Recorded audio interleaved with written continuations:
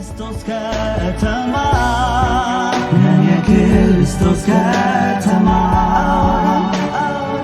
የክርስቶስ ከተማ የክርስቶስ ከተማ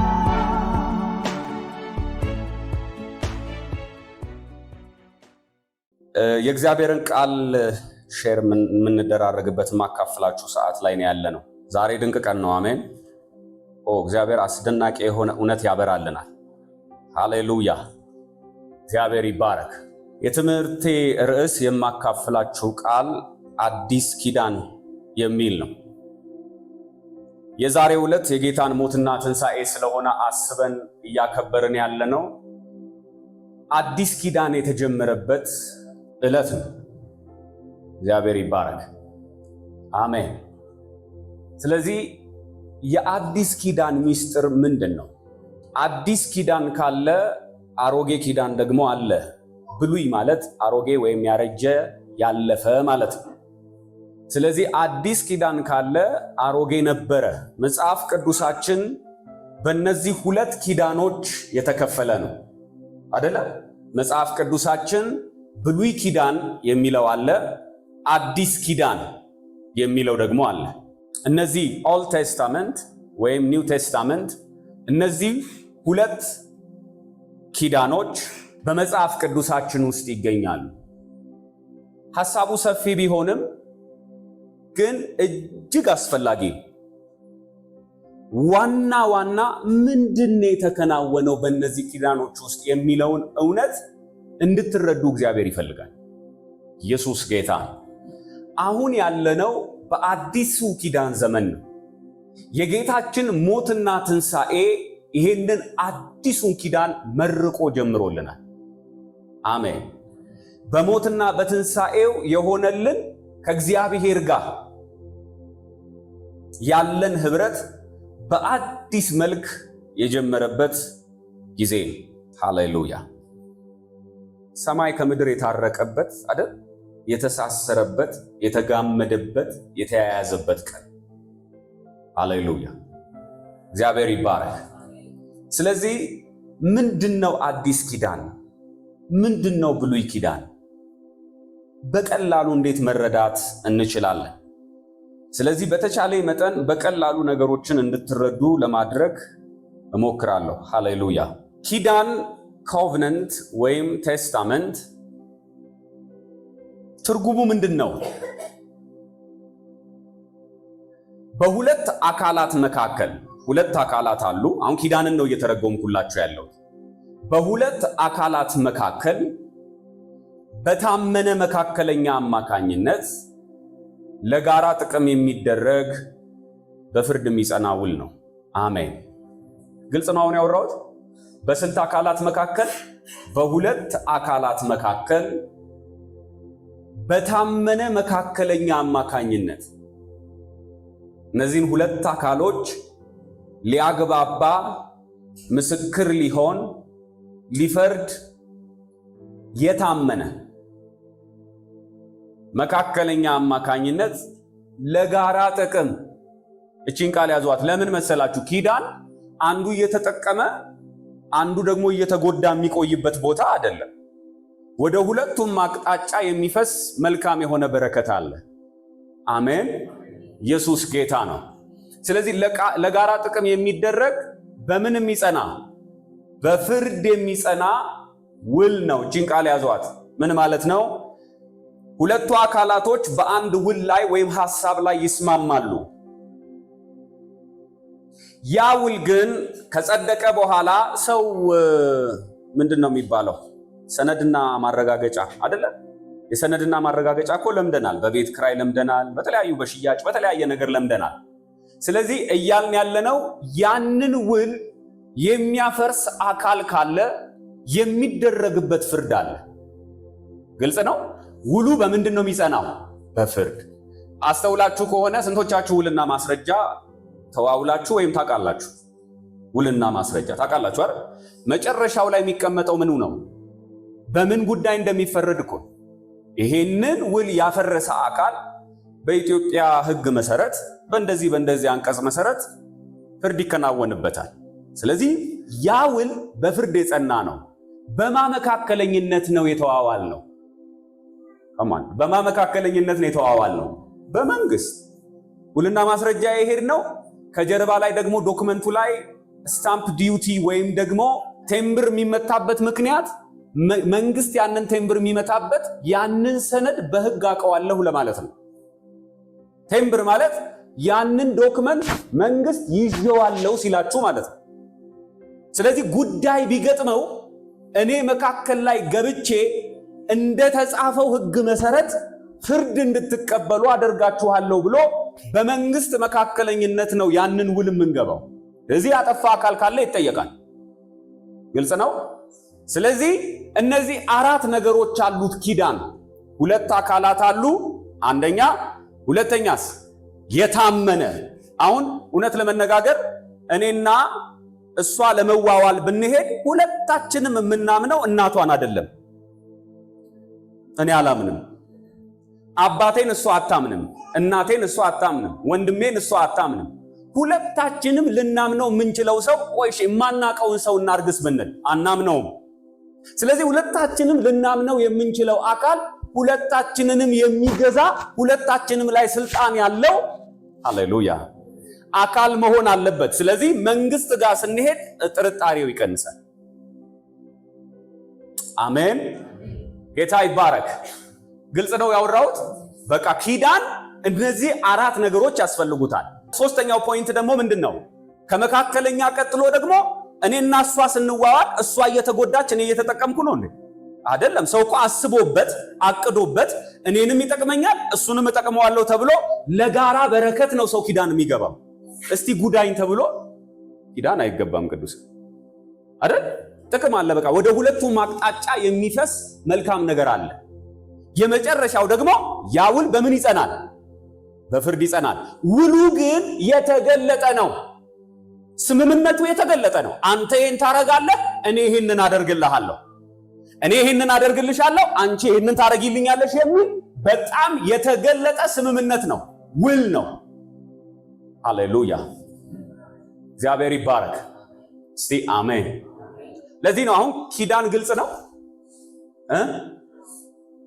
አይሰማም ድምጻችሁ? እስቲ የበዓል አዎ በሉ። ይሄ የበዓል ነው። ስለዚህ ኪዳን የሚለውን ሐሳብ ካልተረዳን ብሉይ ኪዳንም አዲስ ኪዳንም እያልን ብናወራ ምን እንደተከናወነ ሰው አይገባው። አሁን ኪዳንን ስለተረጎምን ኪዳን በቀላሉ እነዚህ አራት አካሎች በውስጡ ስላሉት ምንድነው ብሉይ ኪዳን? ድሮ ማናማ ተዋዋሉ። አሜን። አሁን የቀድሞ ኪዳን ላይ ማን ነበር የነበረው የሚለውን አብረን እንመለከታለን። አሁን የምናወራው ግን ስለ እግዚአብሔር ቃል ስለሆነ ስለ እግዚአብሔርና ስለ ሕዝብ ወይም ስለ ሰው ልጆች በሁለቱ አካል መካከል እግዚአብሔር በሰማይ አለ፣ በመንፈስ ዓለም አለ። ከዛ ደግሞ በምድር ስላለን ስለኛ ስለ ሰው ልጆች በሁለታችን መካከል ስለተደረገ ውል ነው የምናወራው። አሜን። በቃ እነዚህ ናቸው። መጽሐፍ ቅዱስ ማለት የነዚህ ሁለት ውሎች ጥራዝ ማለት ነው። ሃሌሉያ። ስለዚህ የመጀመሪያ ብሉይ ኪዳንን እንመልከት። በቀላሉ እንዲረዳችሁ ደግሞ በምሳሌ ያሳያችኋለሁ። ብሉይ ኪዳን ላይ የመጀመሪያ በሰውና በእግዚአብሔር መካከል ምን ተፈጥሮ ነው እንደገና ለኪዳን የበቃን? ምንም ማያተማምን ነገር ተፈጥሮ ነው እንዋዋል ያልነው? ምን ለይቶን ነው ወደ አንድነት ለመምጣት? ምክንያቱም ያልተለያየ ሰው ኪዳን አያደርግም። ምን አለያይቶን ነው እንደገና ደግሞ ለውል የበቃ ነው?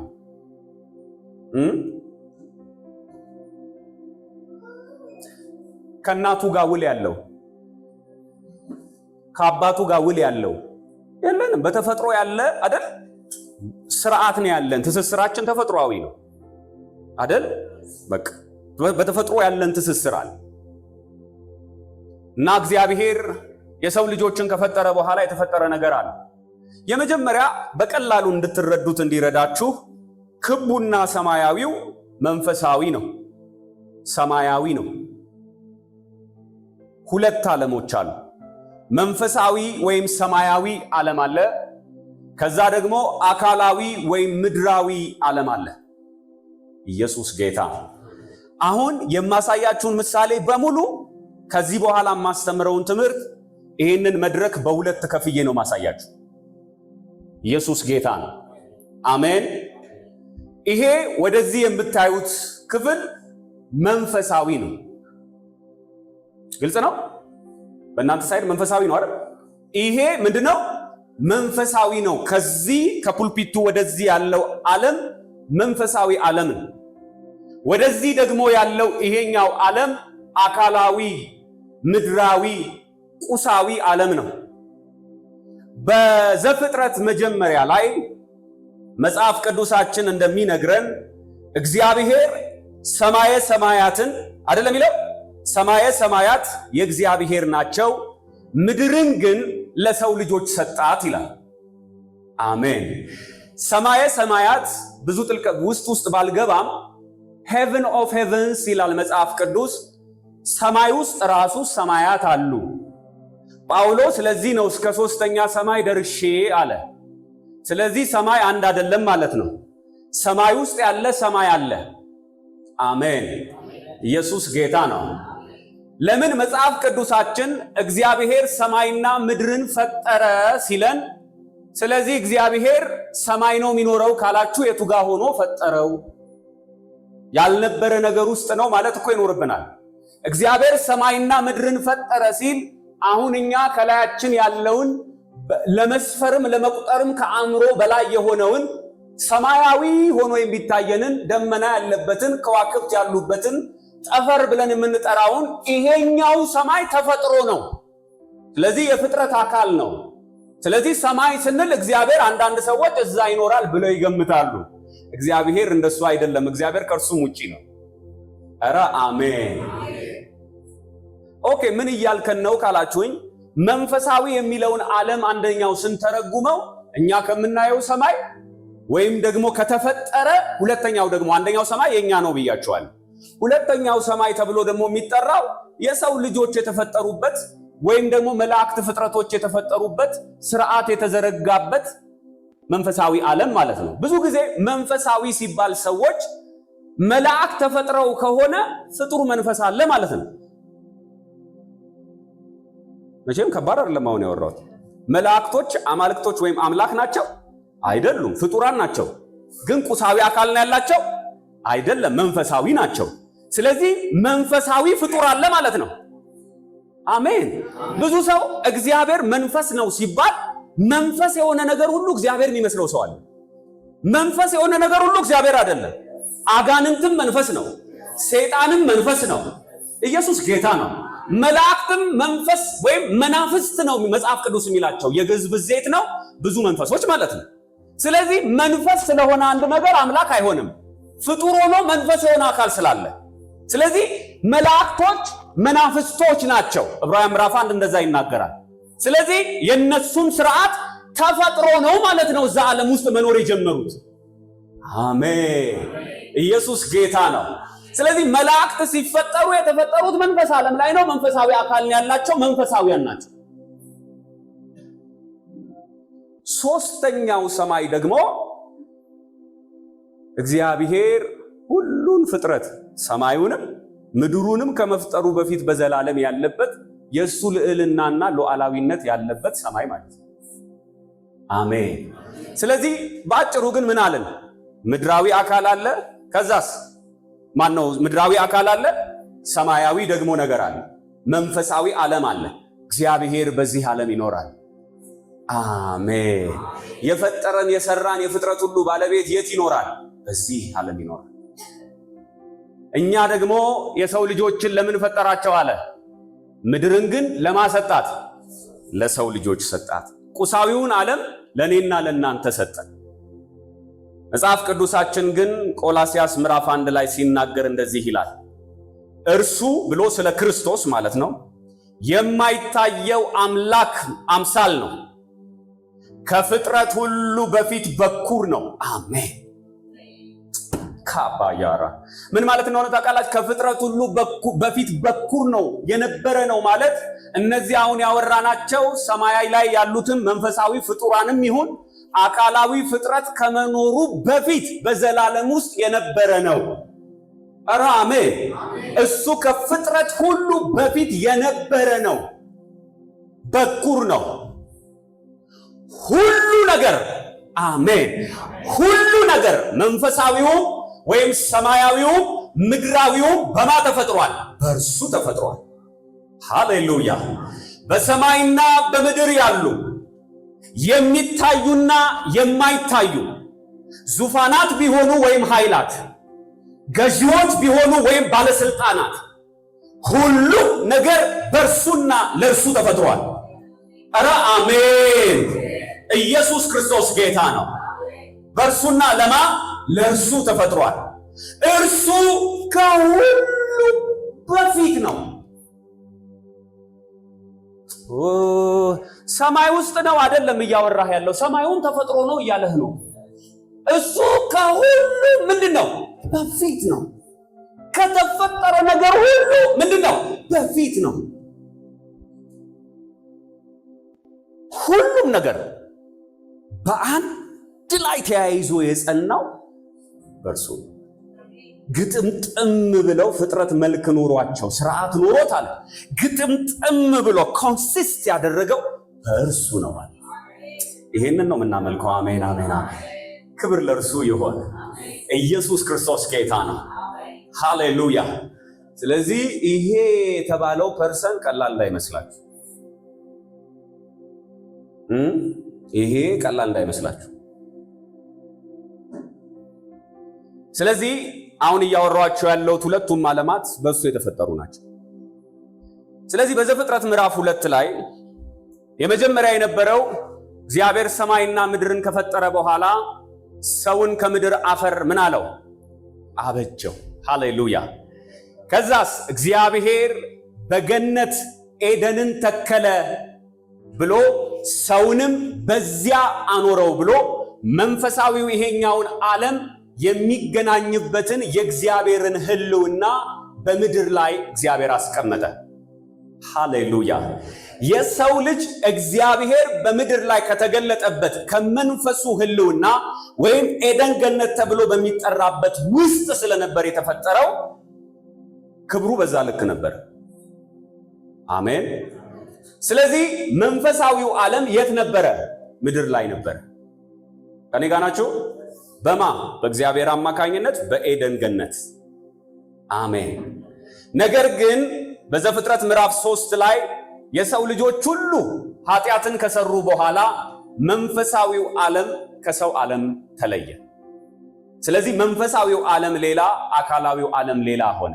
የሰው ልጅ ከኤደን ገነት ተባሮ መንፈሱ ሙት ሆነ። ከመንፈስ ዓለም ጋር ትክክለኛ ህብረት ማድረግ አቃተው። ለሰይጣን ታልፎ ተሰጠ። ሰማይ ከምድር ተፋታ። ሰማይ ከምድር ተለያየ። ሰማይ በምድር ውስጥ ራሱን ይገልጥ ነበረ። አሁን ግን ምን አለ? ተለያየ። ስለዚህ መንፈሳዊ ዓለም፣ አካላዊ ዓለም ብለን ለሁለት ከፍለን የሰው ልጅ በመንፈሱ ሙት ሆነ ከእግዚአብሔር በመለየቱ። ኦ ሃሌሉያ። መነሻ እንዲሆነን ነው ይሄን እያወራኋቸው ያለው። ታሪካችን የጀመረው እንደዛ። ኢየሱስ ጌታ። እስቲ አሜን። ስለዚህ ምን ሆነ ካላችሁኝ ከአርቶች ጋር በደንብ ሲምቦላይዝ እያደረኩ ላሳያችሁ። እግዚአብሔር በዚህ ጋር አለ። አንድ ሰው እዚህ ጋር ኑና ኤፋ ነው የሚወክልልን። እግዚአብሔር በመንፈሳዊ ዓለም ይኖራል። በዚህ ስፍራ ደግሞ የሰው ልጆች ከመንፈሳዊው ዓለም ተባረው በአካላዊው ምድር ይኖራሉ። ስለዚህ ከአዳም ጀምሮ የሰው ልጅ እየተባዛ መጣ አይደል? እስቲ ሰዎች እዚች ጋር የተወሰናችሁ ግሩፖች ነው ኪዳን እንዲገባችሁ ነው ረጋ ብዬ ማሳያችሁ። ለመሰረት በጣም ብዙ ሰው አዲስ ኪዳንና ብሉይ ኪዳን ምን እንደሆነ ግራ ይገባዋል። ስለዚህ የሰው ልጅ አዳምና ሔዋን ስለነበረ የተሳሳቱት ከአዳምና ከሔዋን በኋላ የተወለዱ ዘሮች በሙሉ ከምድር ምድራዊ ናቸው እንጂ ሰማያዊ የሆነ ነገር የላቸውም። ሙት መንፈስ ይዘው ነው የተወለዱት። በጣም በሚያሳዝን ሁኔታ የተባዛ ነው በሞት ነው። ኃጢአትን እያካፈልን ሞትን እያካፈልን። ለምን? የመጀመሪያው አዳም ስለሳተና ስለወደቀ ሰማይ ከሱ ስለተለየውና ከምድር ምድራዊ ፍጥረታዊ ብቻ ሆኖ ሰማያዊው ክብር እግዚአብሔር ስለተለየው አሁን የተወለዱ ህዝቦች በሙሉ ምኖች ናቸው? የሙታን ሰዎች ነው። ሙታን ሲባል ከመንፈስ ትርጓሜ አንፃር ግልጽ ነው ሐሳቡ እንጂ በአካል እኮ አዳም ነበረ። ሙት ነው ሲባል መንፈሱ ሃሌሉያ ከማን ጋር ህብረት የለውም? ከእግዚአብሔር ጋር ከመንፈስ ዓለም ጋር ህብረት የለውም ተባለ። አሁን እዚህ ጋር ያሉት ህዝቦች በሙሉ ሙታን ናቸው። እግዚአብሔር ግን በመጀመሪያ የነበረው ሐሳቡ ሰው ሁሉ በእርሱ መገኘት ውስጥ እንዲኖር ነው። በእግዚአብሔር አገዛዝ ውስጥ እንዲኖር ነው። በእግዚአብሔር መኖሪያ ውስጥ እንዲኖር ነው። የእግዚአብሔር ኦሪጂናል ኢንቴንት ኤፌሶን ምዕራፍ 1 ላይም ሲናገር ዓለም ሳይፈጠር አለ። ዓለም ሳይፈጠር በፊቱ በሱ ፊት ቅዱሳንና ነውር የሌለን በፍቅር እንሆን ዘንድ በክርስቶስ መረጠን። ስለዚህ አሁን እግዚአብሔር የነበረው መጀመሪያ ሰውን ገና ሲሰራው እንዲወድቅ አድርጎ አይደለም የሰራው። አንዳንድ ሰው ድራማ እየሰራብን የሚመስለው ሰው አይደለም። መጀመሪያ የነበረው ሐሳቡ እግዚአብሔር በፊቱ ነው እንድንኖር የፈለገው። ከፊቱ ውጪ አይደለም እንድንኖር የፈለገው። በህልውናው እሱ ባለበት በምን ቅዱሳን ነውር የሌለን በፍቅር እንሆን ዘንድ በክርስቶስ። እስቲ አሜን። ይሄ በእግዚአብሔር መንግስት ውስጥ ይሄ መንፈሳዊው የእግዚአብሔር መንግስት ነው። በዚህ መንግስት ውስጥ እንድንኖር ነው ዓላማው። ሃሌሉያ። በጣም በሚገርማችሁ ሁኔታ የመጀመሪያው አዳምና ሔዋን ልክ ከሞቱ በኋላ ልጆችን አቤል፣ ቃየል፣ ሄኖስ ምናምን እየተባለ ልጆችን መውለድ ጀመሩ። በጣም የሚገርመው ነገር ምን እንደሆነ ታውቃላችሁ? እዚህ ጋር የበዙት ሰዎች ምንም አይነት ክሉ የላቸውም። እግዚአብሔር ምን እንዳሰበ ለምን እንደሌላቸው አወቃችሁ? ለምንድን ነው የሌላቸው? ሲወለዱ ጀምሮ የተወለዱት እዚህ። ስንቶቻችን ነን ቤተሰቦቻችን እኛ እኮ እንትን ከተማ ነበር የምንኖረው ድሮ ብለው ይነግሩናል። ከዛ እኛ ምኑ የለንም፣ ስዕሉ የለንም። እነሱስ ቤተሰቦቻችን አላቸው። ለምን? እኛ እዛ አልተወለድንም። ኮባሳታ። ስለዚህ አዳምና ሔዋን ከተባረሩ በኋላ የተወለደ ትውልድ በሙሉ የእግዚአብሔር ዓለም ምን ይመስላል ብላችሁ ብትጠይቁት ምንም የሚያውቀው ነገር የለም። ለምን? በሞትና በኃጢአት ስርዓት ውስጥ ከእግዚአብሔር ተለይቶ ከመንፈሳዊው ዓለም ተለይቶ የሞተ ትውልድ ነው በምድር ላይ ያለው። በሞት ጥላ ስር ያለ ትውልድ ነው። አካላዊው ዓለም እግዚአብሔር ከኃጢአቱ የተነሳ ከማንነቱ የተነሳ አካላዊው ዓለም መንፈሳዊውን ዓለም መውረስ አይችልም። የእግዚአብሔር ሐሳብ ግን እግዚአብሔር ሰዎች ቤት እንዲኖሩ ነው፣ በእርሱ መኖሪያ እንዲኖሩ። አሜን። ስለዚህ እኛ መግባት ስለማንችል እግዚአብሔር ደጅ ፈልጎ ወደ ሰው ልጆች ወደ ምድራዊው ዓለም መጣ። ግልጽ ነው ማወራው። እኛ ምን ስለማንችል እኛ እሱ ያለበት መንግስት ውስጥና ክብሩ ውስጥ መግባት ስለማንችል። ለምን? በእግዚአብሔር መንግስት ኃጢአት፣ ሞት ምናምን የምንላቸው የጨለማ ስርዓቶች መግባት ስለማይችሉ እግዚአብሔር ለሰው ልጆች በዚህ ያለውን ክብር ለማስረዳት እንድንታዘዘው እሺ ብለነው ያዘጋጀልንን ክብር አይተን እንድንወርስ እግዚአብሔር ወደ ሰው ዓለም ገባ። ኖት ሰው ወደ እግዚአብሔር ዓለም። ሞካባያ ራባስ አሜን። ኦ ሃሌሉያ። ከኔ ጋር ናችሁ? ስለዚህ በሰውና በእግዚአብሔር መካከል ያለው ግንኙነት ስለተቋረጠ ሰው ወደ እግዚአብሔር መንግስት መግባት ስላልቻለ እግዚአብሔር ወደ ሰው ዓለም ውስጥ ገባ። ግን እግዚአብሔር ወደዚህ ዓለም ሲገባ ከመጀመሪያም የነበረው ዕቅዱ ይሄ ነው ቅዱሳን አልነበረም። እግዚአብሔር በአካላዊው ዓለም ውስጥ መገለጡን ሳይሆን ሰው ወደ መንፈሳዊ ዓለም ውስጥ መግባቱን ነው እግዚአብሔር ትክክለኛ ብሎ ይታል። ለድገሙ አሁን ያልኩትን ኦሪጂናል የእግዚአብሔር ሐሳብ ሰው በመንፈስ በእግዚአብሔር ዓለም እንዲኖር እንጂ እግዚአብሔር በሰው ዓለም በቁሳዊ መልክ መግባቱ አይደለም፣ በአካላዊ መልክ መግባቱ አይደለም የእግዚአብሔር የዘላለም ሐሳብ። ግን እግዚአብሔር የትልቁና ዘላለማዊ ዕቅዱ እነሱ እዚህ እንዲገቡ እንጂ እሱ ወደዛ እንዲመጣ ስላልሆነ እንዲህ የሚል ዕቅድ አቀደ። ልክ ሰው እንደወደቀ በእባቡን ምን አለው? በሴቲቱ አይደል?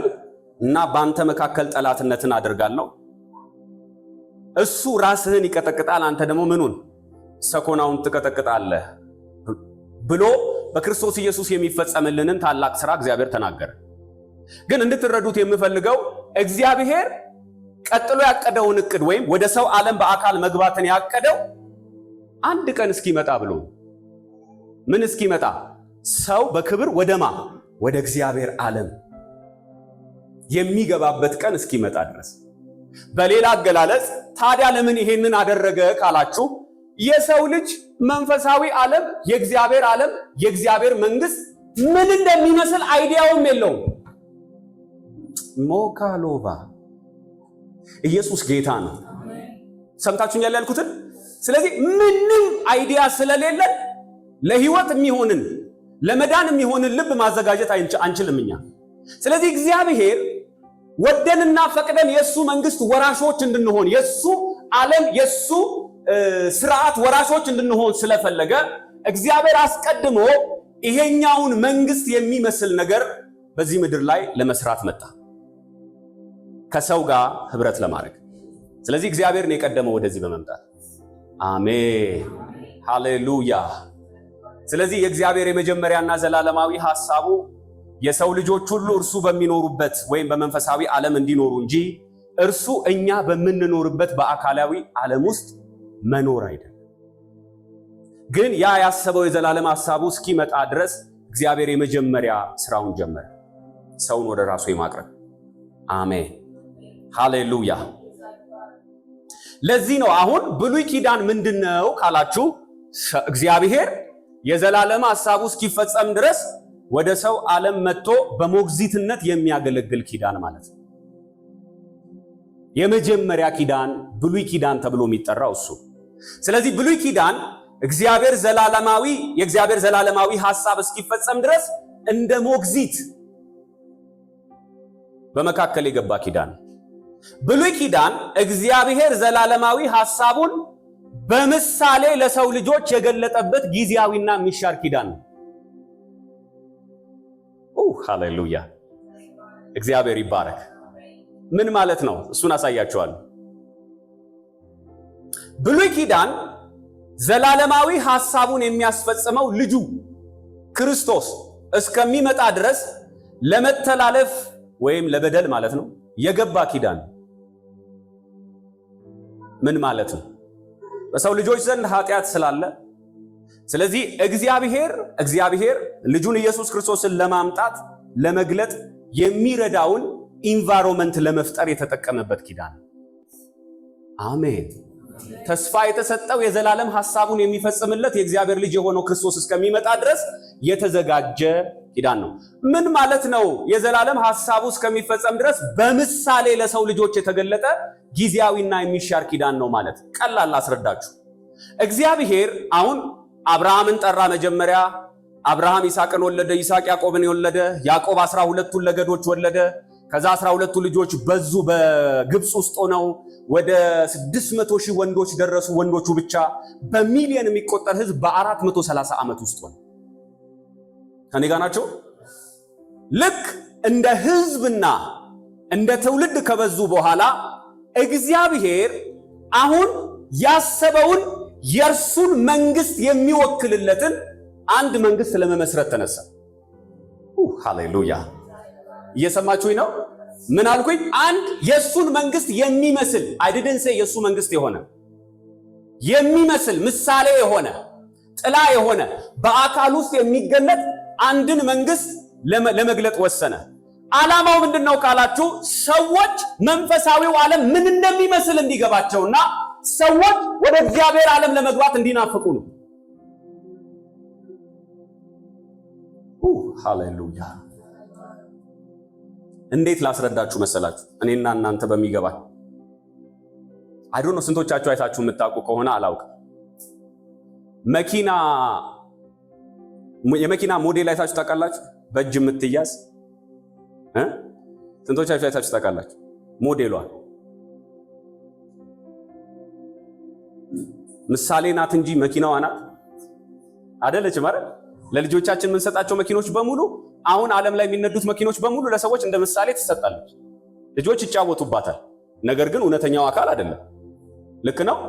ስለዚህ እግዚአብሔር እኛ ሙታን ስለሆንንና መንፈሳዊው ዓለም ምን እንደሚመስል መረዳት የምንችልበት ምንም አይነት መንፈሳዊ ንቃት ስለሌለን አሟሟታችን ድብን ያለ አሟሟት as a better way to explain it እንዴት እንደምገልጽ ድብን ብለን የሞት ነው። ርዝራዥ የለውም ብርሃን የምናይበት ይገባችኋል? ምንም አይገባንም በመንፈስ ዓለም ራሱ ምን እንዳለ። ስለዚህ እግዚአብሔር ምን አሰበ? ትንሿን መኪና መስራት አሰበ። እንድንመኛት፣ ክብሯን እንድናቅ እንድንል እባክህ እንድንለው ተስፋውን እንዲፈጸምልን እግዚአብሔር ትንሿን መኪና ለመስራት ወሰነ። ከዛስ ከህዝብ ጋር ታርቆ ዓለም ሁሉ እንዲህ አይነት የከበረ መንግስትና ስርዓት እንደተዘጋጀለት ያይ ዘንድ፣ በደንብ ስሙ፣ ያይ ዘንድ እግዚአብሔር ይሄንን ሞዴል ሰራ። ከዛ መካከል የዚህ ከህዝብ ጋር ለመስማማት ሲጀምር አንድ ህዝብ መረጠ። ኢየሱስ ጌታ፣ ሃሌሉያ። ዘጸአት ምዕራፍ 19 ይሄ ክፍል ማለት እስራኤል ከግብጽ ከወጣበት በኋላ እግዚአብሔር የመጀመሪያ ብሉይ ኪዳን ብላችሁ የምትጠሩበት፣ አሁን ፖይንቱ ጋር መጣሁ ማለት ነው። ብሉይ ኪዳን ብላችሁ ብለን የምንጠራው በመጽሐፍ ቅዱሳችን ውስጥ ከግብጽ ባርነት ነፃ ከወጡ በኋላ ለመጀመሪያ ጊዜ እግዚአብሔር ከሰው ጋር እጁን ዘርግቶ የተጨባበጠበት ቀን። በጣም ነው ይሄንን ቃል የምወደው። ታውቃላችሁ ብዙ ጊዜ ሁለት መንግስታት ውል ካደረጉ በኋላ እንደዚህ ይጨባበጡና ሼክ አድርገው ሰላም ይባባላሉ አይደል? መጽሐፍ ቅዱሳችሁ ውስጥ እንደሱ የሚል ቃል አለ።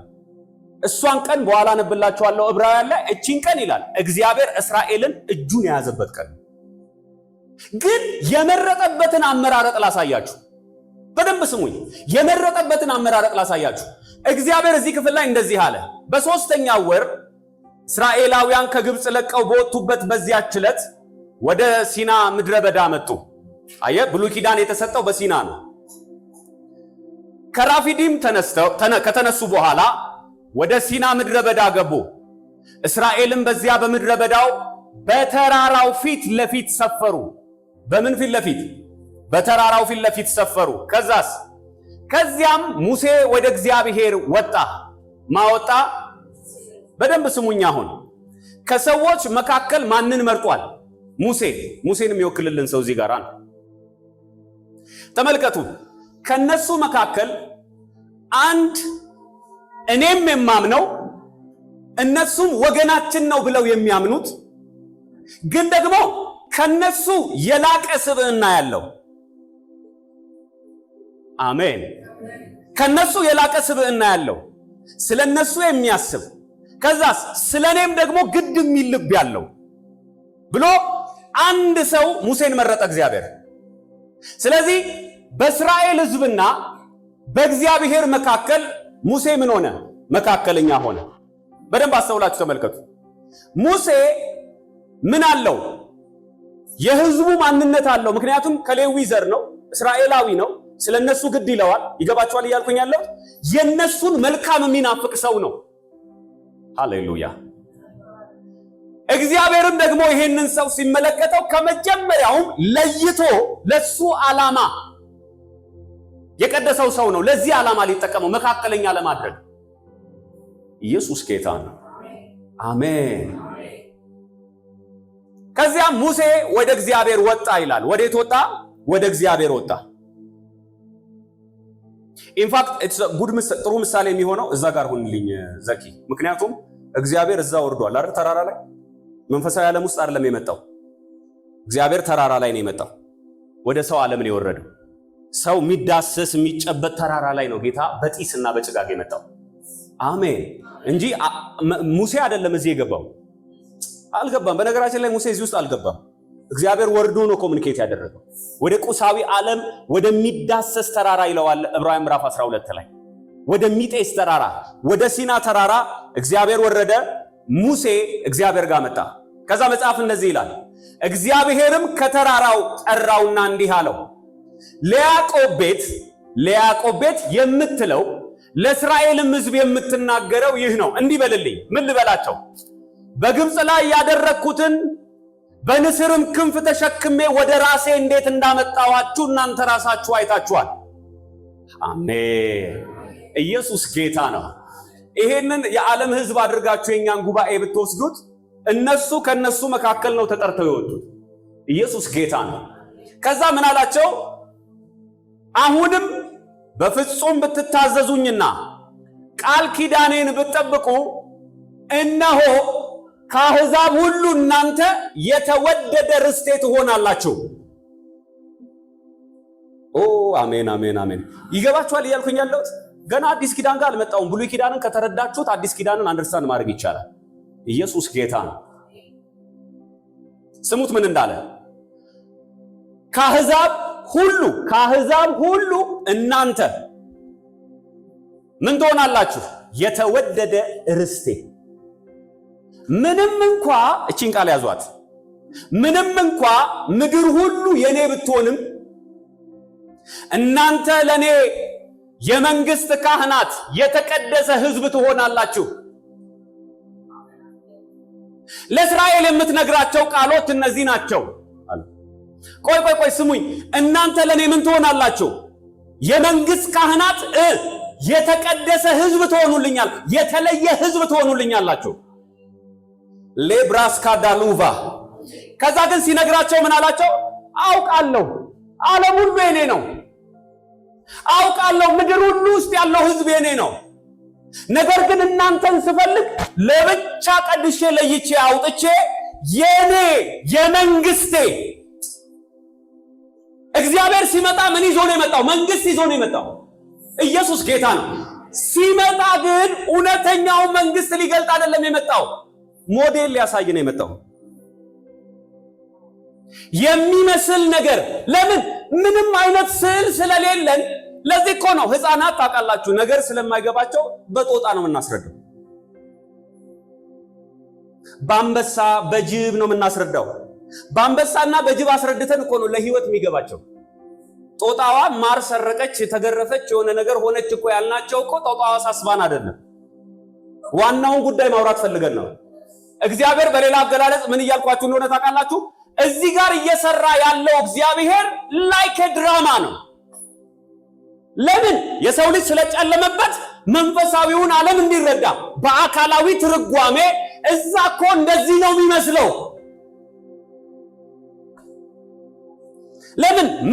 የመንግስት ካህናት ትሆኑልኛላችሁ ሲል የዚህ ጋር ያለው መንግስቱ ምን እንደሚመስል ምሳሌያዊ በሆኑ ሳምፕሎች ብዙ ነገር ነው እግዚአብሔር ያሰራው።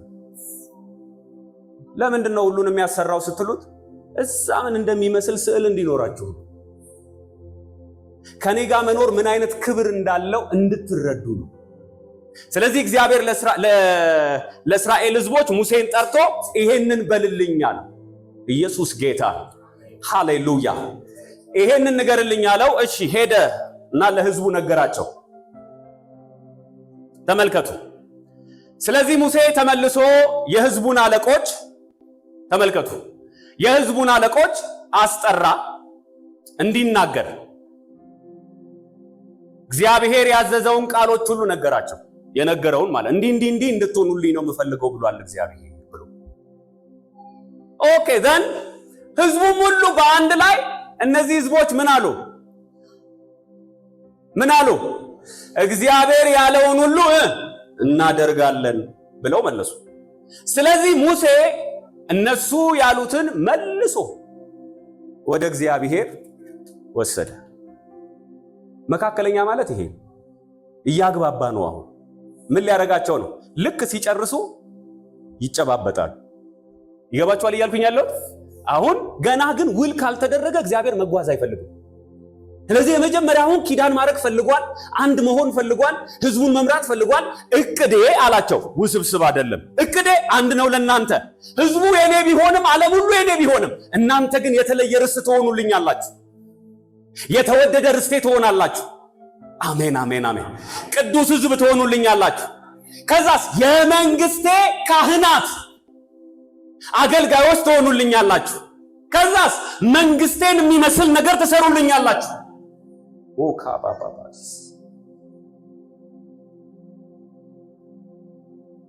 ስለዚህ ሙሴ ተመለሰና ልክ እንደ ሰው ነው የሚያወራው። እግዚአብሔር ሰምቷል እኮ እነሱ ያሉት። እግዚአብሔር አልሰማም እንዴ? እግዚአብሔር እኮ ሰምቷል ያሉትን። ግን እንደ ሰው ስለነበረ ህብረት ያደርጉ የነበረው፣ በደንብ ስሙኝ፣ እንደ ሰው ስለነበረ ህብረት ያደርጉ የነበረው ሙሴ የሰዎቹን ሐሳብ ይዞ ወደ ተራራ ወጥቶ እግዚአብሔርን ማውራት ጀመረ። እሺ ብለዋል፣ ያልከውን ሁሉ እናደርጋለን ብለዋል ብለው ነገረው። አሜን። የሆነ ብርሃን ዛሬ ይበራል። በጌታ በኢየሱስም የሆነ ክብር ይታያችኋል። የሆነ ክብር ይታያችኋል። ሙሴ እነሱ ያሉትን ወስዶ ወደ እግዚአብሔር ወሰደ። እግዚአብሔርም ሙሴን እንዲህ አለው፣ ካንተ ጋር ስናገር ህዝቡ እንዲሰሙኝና እምነታቸውን ምንጊዜም ባንተ ላይ እንዲጥሉ በከባድ ደመና ወደ አንተ መጣለው። ከዚያ ሙሴ ህዝቡ ያሉትን ለእግዚአብሔር ነገረው ይላል። ለምንድነው ባንተ እንዲያምኑብህ ሲለው ምን ማለት እንደሆነ ላስረዳችሁ። ሙሴ ከነሱ ወገን ስለነበረ እነሱ ያምኑታል። ግን እግዚአብሔር በልዩ ሁኔታ የሱን ድምጽ እንደሚያከብር ካላመኑ በስተቀር ለእግዚአብሔር እኮ መካከለኛ መሆን አይችልም። ስለዚህ አለው አንተን ከነሱ ለይቼ በታላቅ ነጎድጓድና ክብር በተራራው ላይ በጢስ እመጣለሁ። ከዛ እንደዚህ ይሆናል አለው። ላሳጥርላችሁ። ስትመጣ ግን አንተ ብቻ ወደ ተራራው ትመጣለህ። እነሱ ከቀረቡ ግን እንዲገደሉ ወስኛለሁ አለ። በሌላ አገላለጽ እንደዚህ ማለት ነው። ሙሴ ወደ እግዚአብሔር ዓለም ሲገባ ተፈቅዶለታል። እነሱ ሊገቡ ሲሉ አልተፈቀደላቸው። አሉ ይሄ ነገር እኛም ማንገባበትን የሚገባበት የተለየ ክብር አለው ሙሴ ብለው አመኑ። እግዚአብሔር ሙሴን በልዩ ሁኔታ ከኛ ቀድሶ ያየዋል። ኧረ አሜን። ለምንድነው ይሄንን የማደርግብህ አለው? የማደርገው የኔም መልእክተኛ መሆንህን እንዲያውቁ ነው። የነሱ ብቻ ሳይሆን የኔም መሆንህን። ስለዚህ ክብሬን ባንተ ላይ አመጣለሁ። ሙሴ በተራራ ላይ ከእግዚአብሔር ፊት ለፊት ተነጋገረ የሚለው ይሄንን ክፍል። ስለዚህ ሁላችንም እኛ መግባት የማንችልበትን ሙሴ ብቻውን የገባበትን እውነታ ስንመለከት እግዚአብሔር ሙሴን በልዩ ሁኔታ መርጦታል የሚለው ልባቸው ውስጥ ገባ። እስቲ አስቡት። ሌሎቹ እኮ መጽሐፍ ቅዱስ ሲናገር ምን እንደሚታቃላት የወረደበት አወራረድ ኃያል ክብር ስለነበረው ተራራው ይጤስ ይንቀጠቀጥ ነበረ፣ ታላቅ ነጎድጓድ ነበረ ይላል። ህዝቡ ተርበደበዱ ይላል። ከዛ እንደዚህ አሉ፣ እግዚአብሔር ሆይ አንተ አትናገረን፣ አንተ ታስፈራለህ፣ አንፈልግም። እባክህ ሙሴ ይናገረን፣ ሙሴን መካከለኛ አድርግ። ሙሴን እንደማትነካው አይተናል። እሱ መሃል ላይ ይሁንና በሱ አማካኝነት እንግባባ አሉት። የዛን ቀን ሙሴ ተቀደሰ። በነገራችን ላይ የሙሴ ክብር ለዚህ እንደሆነ ታውቃላችሁ። እስከ ኢየሱስ ዘመን 1000 ዘመን የነበረ ክብር ነው የሙሴ ክብር። ኢየሱስን እኮ በሙሴ ስም ተከራክረውታል 1000 ዘመናት አልፈው። ለምን? ያን ቀን ሙሴን እግዚአብሔር በልዩ ሁኔታ ለየ። ስለዚህ ለእግዚአብሔርም ለሰው መካከለኛ ሆነ ሙሴ። ሃሌሉያ! እግዚአብሔር ይባረክ። ከዛ ምን ሆነ መሰላችሁ? እግዚአብሔር በጽላቱ አማካኝነት 613 ህጎች ነው የተሰጧቸው። 10ሩ የሞራል ህግ ተብሎ ስለሚጠራ ነው። የሞራል ይሄ 10ሩ ትእዛዛት የምንለው ሞራል ሎ ነው የሚባለው። አትስረቅ፣ አትግደል፣ አታመንዝር፣ ሌላ አምላክ አታምልክ፣ አባትና እናትን አትሳደብ፣ ምናምን የባልንጀራህን ነገር አትመኝ ምናምን የሚባለው 10ሩ ህግ ማለት ሞራል ሎ ነው። ከዛ ውጪ ግን የሌዊ ህግ ተሰጥቷል። የክህነት ህግ ተብሎ ይጠራል። ከዛስ የማህበረሰብ ህግ ተሰጥቷል። ሰው ቢሰርቅ ቢገል እንዲህ ቢያደርግ ተብሎ 613 ህጎች በሙሴ አማካኝነት ተሰጠው ማለት ነው። ምን መሰላችሁ የተፈጠረው? እግዚአብሔር እናንተ የኔ ካህናት እንድትሆኑ እፈልጋለሁ፣ ምን ይመስላችኋል ብሎ ለነሱ የሚሰጣቸውን ጥቅም ነገራቸው። ኪዳን በሁለቱም አካል ጥቅም አለው ብለናል አይደል? ስለዚህ እግዚአብሔር እኔ የምሰጣችሁ ጥቅም ከህዝቦች ሁሉ ተቀድሳችሁ ለኔ የተከበረ ህዝብ ትሆኑልኛላችሁ አላቸው። ምን ይመስላችኋል ሲላቸው they said እሺ። ግልጽ ነው ያልኩት? ገብቷችኋል? አዎ። ከዛ ቀጥሎስ እኔ ደግሞ ከናንተ የምፈልገው አለ ያንን እንድትሆኑ እናንተ እኔ ከናንተ የምፈልገው እዚህ መንግስቴ ውስጥ ያየሁትን ነገር ምሳሌ እንድትሆኑልኝ በልዩ ሁኔታ እናንተ መካከል መስራት የምፈልገው አሕዛብ ሁሉ እንዲባረክበት እንዲያይ የምፈልገው እኔ መንፈሳዊ መንግስት አለ። ስለዚህ ህዝብ ሁሉ አይቶ እሱ እውነተኛ አምላክ ነው እንዲል እናንተ ደግሞ ለኔ እንድትሆኑልኝ የምፈልገው ነገር አለ አላቸው። ከዛ 613ቱን ህግ ወሰደና ሙሴ አነበበላቸው ድጋሜ። እሺ ካላችሁ በሰጣችሁ ጥቅም እኔ ደግሞ ከናንተ የምጠብቀው ነገር እነዚህን ህጎችን እንድታደርጉልኝ ነው ብሎ አነበበላቸው። ግልጽ ነው ያወራዋችሁ? ኢየሱስ ጌታ ነው። ሃሌሉያ። ከዛ እሺ አሉ፣ ተስማምተናል አሉ። መጥቶ ለእግዚአብሔር ነገር ባልከው ህግም ሁለት ነገር ነው የተስማሙት። አደራችሁ የመጀመሪያ ምን እሰጣችኋለሁ ያላቸውን እሺ አሉ። ሁለተኛስ የሚጠበቅባቸው ግዴታ ሲነገራቸውም እሺ አሉ። ተስማማላችሁ? አዎ አሉ። እሺ እንግዲያውስ አለ ሙሴን መካከለኛ አደረገና መሃል ላይ ቆም። ሙሴን መካከለኛ አደረገና እግዚአብሔር ያላደረገ ምን ይቀጣ ብሎ ስምምነታችን በፍርድ ይታሰራል። ልክ በፍርድ ሲታሰር መጽሐፍ ቅዱስ ሲናገር የበግ ጠቦት ምንድነው የጊደር ጠቦት ምንድነው ጊደር አምጥቶ እንዲያርደው አደረገ። ያረደውን ጊደር በደንብ ስሙኛ እንደ በተራራው ላይ መሰዊያ ስለነበረ የጊደሩን ግማሹን ደም በተራራው በመሰዊያው ላይ መሰዊያው እግዚአብሔርን ስለሚወክል እግዚአብሔር ላይ አፈሰሰ። ግማሹን ደግሞ ደም አመጣና በሂሶጵ አድርጎ ህዝቡ ላይ ረጨው። ምን ማለት ነው? ከሁለታችንም ያጠፋ ሞት ይፈረድበታል። ያ በግ ያ ጊደር ማለት ምሳሌው ምንድነው? ይሄ ነው የሚገጥምህ ካልፈጸምከው። በደም የታተመ ኪዳን ማለት ይሄ።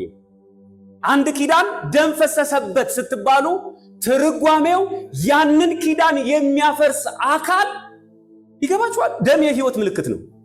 ህይወቱን ያሳጣዋል። ፍርዱ ሞት ነው። የታተመው በደም ነው ሲባል ታትሟል በደም ማለት ነፍስህን ነው ያስያዝክበት። ኦክራታባያ ለምሳሌ ሰው ውል ሲዋዋል ይሄንን በደል የበደለ ይሄንን ውል ያፈረሰ 500 ሺህ ብር ይቀጣ ከተባለ ገንዘብ ነው እንጂ ነፍስ አይቀጣም። ይሄኛው ኪዳን ግን ሲስማሙ በምን ተስማሙ? በደም እናርገው ተባለ። የደም ኪዳን ማለት ያጠፋ ሰው በሞት ይቀጣ ማለት ነው።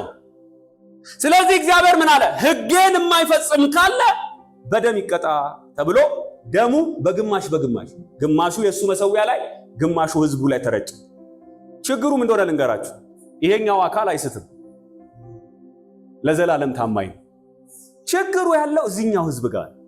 ይሄ ኪዳን በደንብ ስሙኝ ቅዱሳን። አንዳንድ ሰው መጽሐፍ ቅዱሱ ላይ ጥራዙ ይመስለዋል ኪዳን። ጥራዙ ዝም ብሎ ጥራዙ ኪዳን አይደለም። ብሉይ ኪዳን፣ ያረጀ ኪዳን፣ የድሮ ኪዳን ተብሎ መጽሐፍ ቅዱስ ያስቀመጠላችሁ እዚች ጋር የተፈጠረችውን ስምምነት። የዚህን ቀን መጽሐፍ ቅዱስ ሲናገር እንደዚህ ይላል ክሪሞን ታላባያ። ስለዚህ በሙሴ አማካኝነት ደሙ ከተረጨ በኋላ ወደዚሁን ይሄ እዚህ ጋር ነጭ መስመር አለ። ነጩ መስመር በቃ ወደዛ መንፈሳዊ ነው ወደዚህ አካላዊ ነው የሚለው እንድትረዱት ግልጽ ነው። እግዚአብሔር ተራራው ላይ ነበር። ልክ እሺ ተብሎ ደሙ ከተረጨና ደስ ብሏቸው እልል ካሉ በኋላ 70 የእስራኤል ሽማግሌዎችን ሙሴን ምረጥ አለው። ሁለቱን መረጣቸው፣ 70ዎቹን ወክለው ማለት ነው። መጽሐፍ ቅዱስ ሲናገር ወደ ተራራው ወጡ ይላል። እዚህ ጋር በቃ እዚህ ጋር ማለት ነው። መጽሐፍ ሲናገር በተራራው ላይ ይላል እግዚአብሔርን አዩት። ስሙት፣ ማንን አዩ? ከዛ እንደዚህ ይላል ከእግዚአብሔር ጋር ምግብ በሉ ይላል። ለምን? በቃ ተስማማን፣ አንድ ሆንና። አሁን ሴሌብሬት የምናደርግበት ጊዜ ነው። በዓል የሚደረግበት ጊዜ ነው። ደስ ብሏቸዋል። ውሉ ጸድቋል። ህጉ ጸድቋል። ህዝቡ እሺ ብሏል። እግሩ በሰምፔር ላይ ነበረ ይላል፣ እንደሚያበራ መስታወት መጡ። መጽሐፍ ሲናገር እንደዚህ ይላል ከእግዚአብሔር ጋር ምግብ በሉ ይላል። ቀድሞ እኮ ሊሞቱ የነበሩ ናቸው። አሁን እግዚአብሔርና እነሱ አንድ መሆናቸው ተረጋገጠ። ሴሌብሬት ተደረገ። ደስ አላቸው። በሉ፣ ጠጡ፣ ተመልሰው ሄዱ። ተመልሳችሁ ሄዱ። ሁሉም ማለት ነው። አደራችሁን፣ ሁሉም እየተከናወነ ያለው እዚህ አይደለም። ሁሉም ነገር እየተከናወነ ያለው እዚህ። ከዛ በኋላ ምን ሆነ? ኦ ታንክ ዩ ጂሰስ። ኢየሱስ ጌታ ነው። ምን እንደተፈጠረ ታውቃላችሁ? እግዚአብሔር እዚህኛው መንግስት ውስጥ ያለውን ነገር በሙሉ እዚህ መንግስት ውስጥ ያለውን ነገር በሙሉ እዛ ጋር ኮፒ እንዲያደርግለት ነገረው። እንደዚህ ነው ያደረገው እግዚአብሔር። አሁን ለሙሴ ያወራዋል። አሁን በቃ ይሄ ሕግ ለሕዝቡ ተሰጥቷል በሙሴ አማካኝነት እና ለሙሴ ሲነግረው ዲቴል ዝርዝር ነገረው። ሲነግረው ግን በደንብ ስሙኝ፣ እግዚአብሔር የሚናገረው እዚህ እያየን ምን ማለት ነው? ዝም ብሎ ሳይሆን እየነገረው ያለው እዛ ጋር ምን ሊወክለው ይችላል? ቆይ እዛ ያለውን ቤተ መቅደስ ብዬ ማስበውን ነገር እንደዚህ ትሰራልኛለህ። እዛ ጋር መንግስት ብዬ ማስበውን ነገር ህዝቡ ላይ እንደዚህ ስርዓት ትዘረጋልኛለህ። እዛ ጋር አምልኮ ብዬ የማስበውን ነገር በምሳሌ ያደረክ እዚህ ትሰራልኛለህ። እሱ ብቻ እንዳይመስላችሁ የሰጣቸው ህግ ጭምር። ይሄ ጭምር በጣም የሚገርማችሁ መጽሐፍ ቅዱስ ሲናገር ፍጹም ህግ አይደለም ይለው። ኦኬ ምን አይነት ህግ ነው ብላችሁ ስትጠይቁ ፍጹም ህግ ብሎ አይደለም መጽሐፍ ቅዱስ የሚጠራው። ሌላ ህግ አለ። የሱን ኮፒ የሚመስል ነገር ነው የተሰጠው እንጂ ኦሪጂናሉ አልተነካም ገና። ኦ ሃሌሉያ።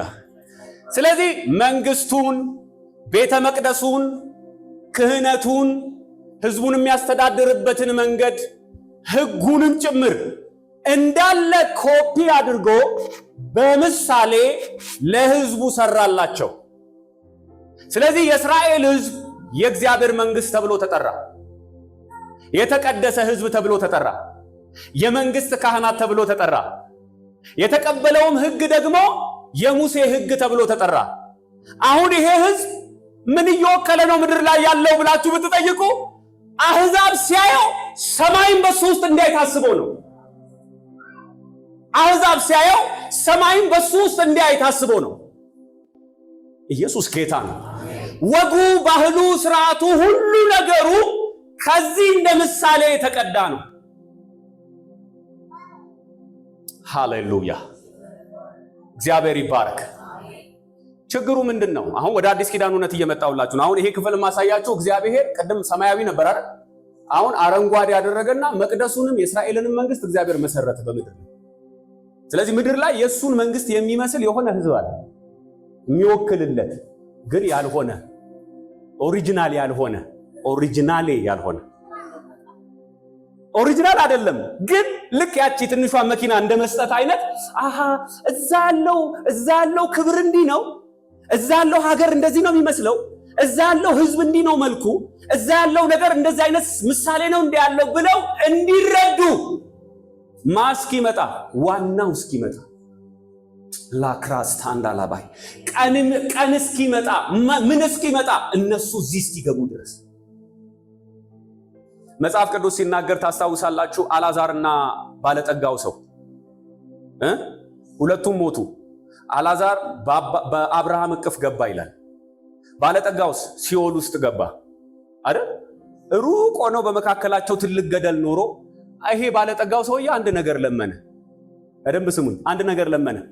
እባክህ ከውሃ ምላሴ ላይ ብታደርግልኝ ብታቀዘቅዝልኝ ብሎ ምሳሌያዊ የሆነ ነገር ጌታ ተናገረ። በእኔና ባንተ መካከል ሩቅ ስለሆነን ይሄንን ማድረግ አልችልም አለው። እሺ ይሄንን ማድረግ ካልቻልክ አንድ ነገር ለለምን፣ ከዚህ ከሞቱት መካከል አንድ ሰው ላክላቸው አለ። አንድ ሰው ላክላቸው ሲለው የመለሰው መልስ አብርሃም ምንድነው? የሞተ ሰው እንኳን ቢነሳ አያምኑ፣ ለነሱ ህግና ነቢያት አሉላቸው። የተገለጠውን ምሳሌያዊ መንግስት አይተው ማመን ካልቻሉ የሞተ ቢነሳም ዓለም እንዳለ አያውቁ። ክራባያ ህግና ነቢያት በሙሉ የዚህን ዓለም ወክለው ስለሆነ እዚህ ጋር ራሳቸውን የገለጡት አንድ ሰው ከሞት ተነስቶ እዛ መንፈሳዊ ዓለም ውስጥ ሞትም ሕይወትም አለ ብሎ ቢያውጅላቸው አያምኑም። ይሄን ካላመኑ እንዴት ይሄንን ያምናሉ? የተገለጠ ምሳሌ ካላመንክ፣ የተገለጠ ምልክት ካላመንክ፣ የተገለጠ የሚመስል ነገር ካላመንክ ከሞት ተነስተው ቢመሰክሩላቸውም አያምኑም። ስለዚህ ለነሱ አለው ሕግና ነቢያት ሙሴና ነቢያት አሉላቸው። እነሱን ይዩና ይመኑ። ለምን? they are the perfect ምሳሌ እዛ ውስጥ ላለው መንግስት። ሊፕሮሳካፓያ አረ ኢየሱስ ጌታ ነው። አረ አሜን። ስለዚህ የመጀመሪያው ኪዳን ይሄ ነው። ግን በጣም የሚገርማችሁ በቃ ዘጸአት ተራራ ላይ ሁለቱ አካላት እግዚአብሔርና እስራኤል ሕዝብ ናቸው። መካከለኛው ሙሴ ነው። ጥቅሙ ምንድነው? እግዚአብሔር የዘላለም ሐሳቡን ለመግለጥ እንደ ምሳሌ የተጠቀመባቸው አይደለም። የነሱስ ጥቅም ምንድነው? ምድራዊ በረከት ሁሉ እንደሚያገኛቸው ቃል ገብቶላቸዋል አይደል? በቃ ይሄ ነው ዓላማው። ፍርዱ ምንድነው? በደም የጸደቀ ኪዳን። ምን ማለት ነው? ሞት ነው የሚያስከፍላቸው። እስራኤላዊ የእግዚአብሔርን ሕግ ሲተላለፍ ለዚህ ነው ሞት የሚጠብቀው። ኦ ሃሌሉያ! እግዚአብሔር ይባረክ። ሮሜ ምዕራፍ 9 ሲናገር የእግዚአብሔር መንግስት ሙሉ ለሙሉ የመንፈሳዊው መንግስት የእስራኤል መንግስት የመንፈሳዊው መንግስት ጥላና ምሳሌ ነበረች። ምኗ?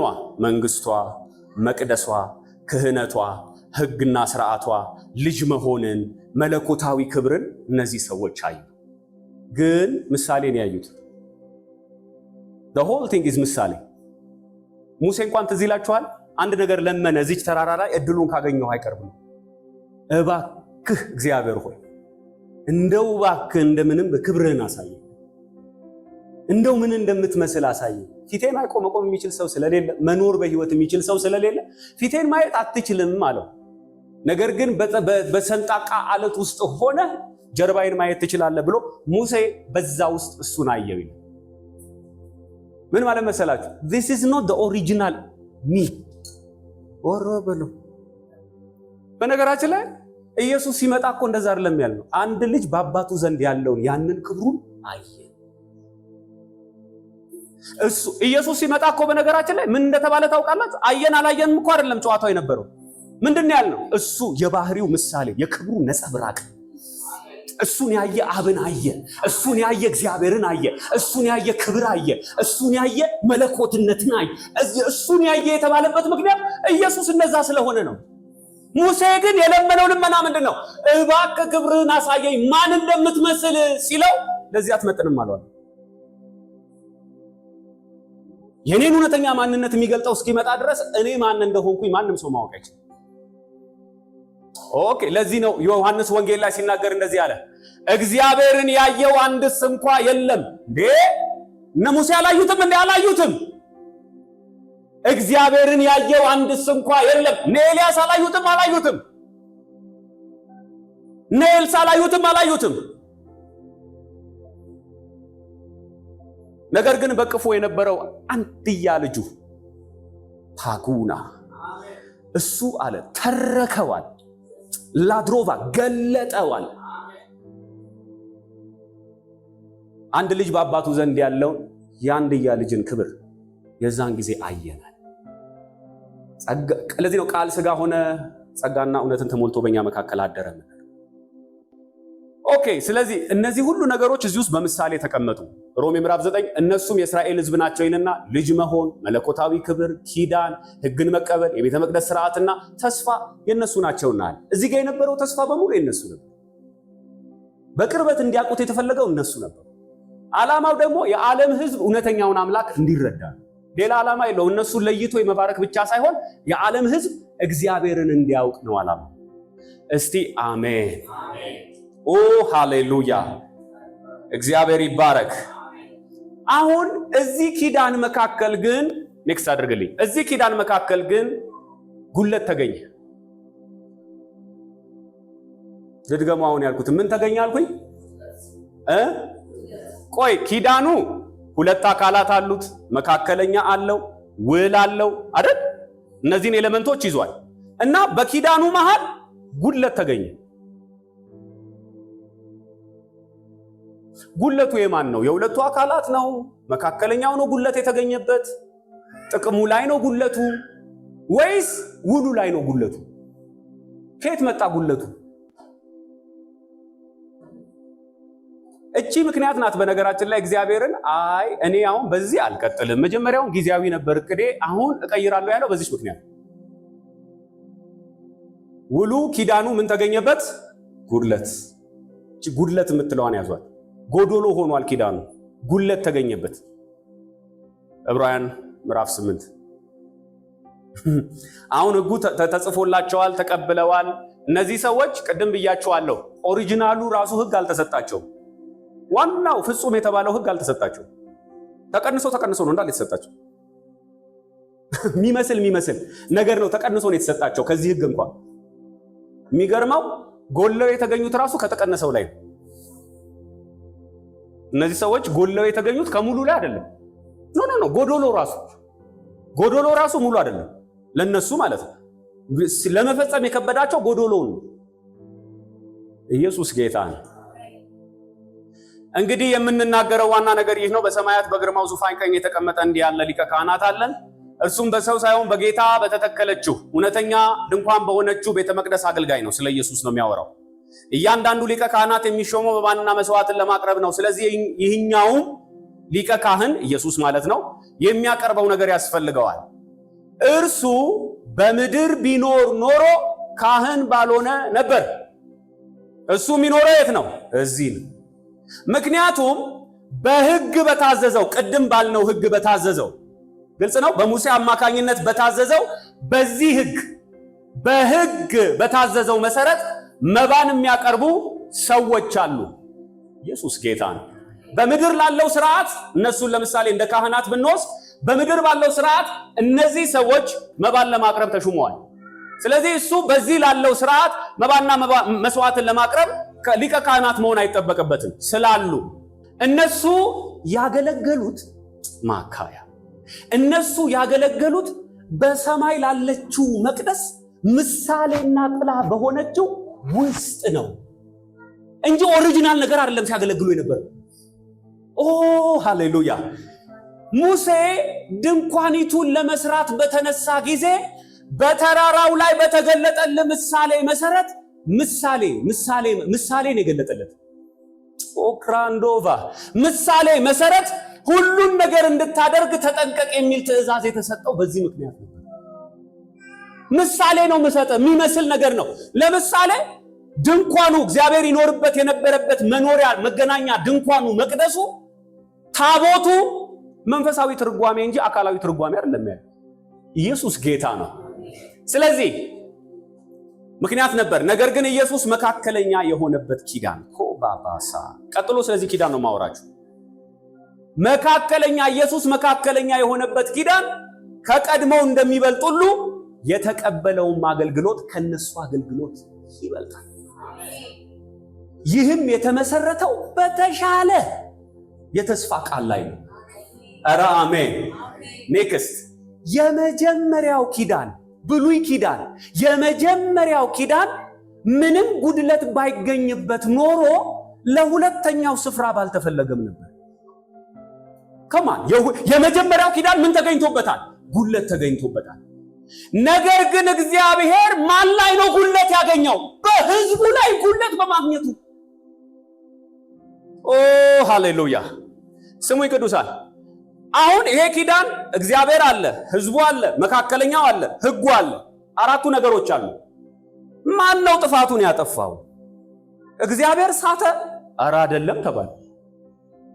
እሺ መካከለኛ የሆነው ሙሴ ነው የሳተው? ሙሴም አይደለም የሳተው። ማን ጋር ነው እግዚአብሔር ሆይ በኪዳኑ ውስጥ ጥፋት ያጠፋው የትኛው አካል ነው ብላችሁ ስትሉት ሕዝቡ ጉድለት አግኝቼበታል። ጉድለቷ ያለችው በኪዳን ውስጥ ማን ጋር ነው? ሕዝቡ።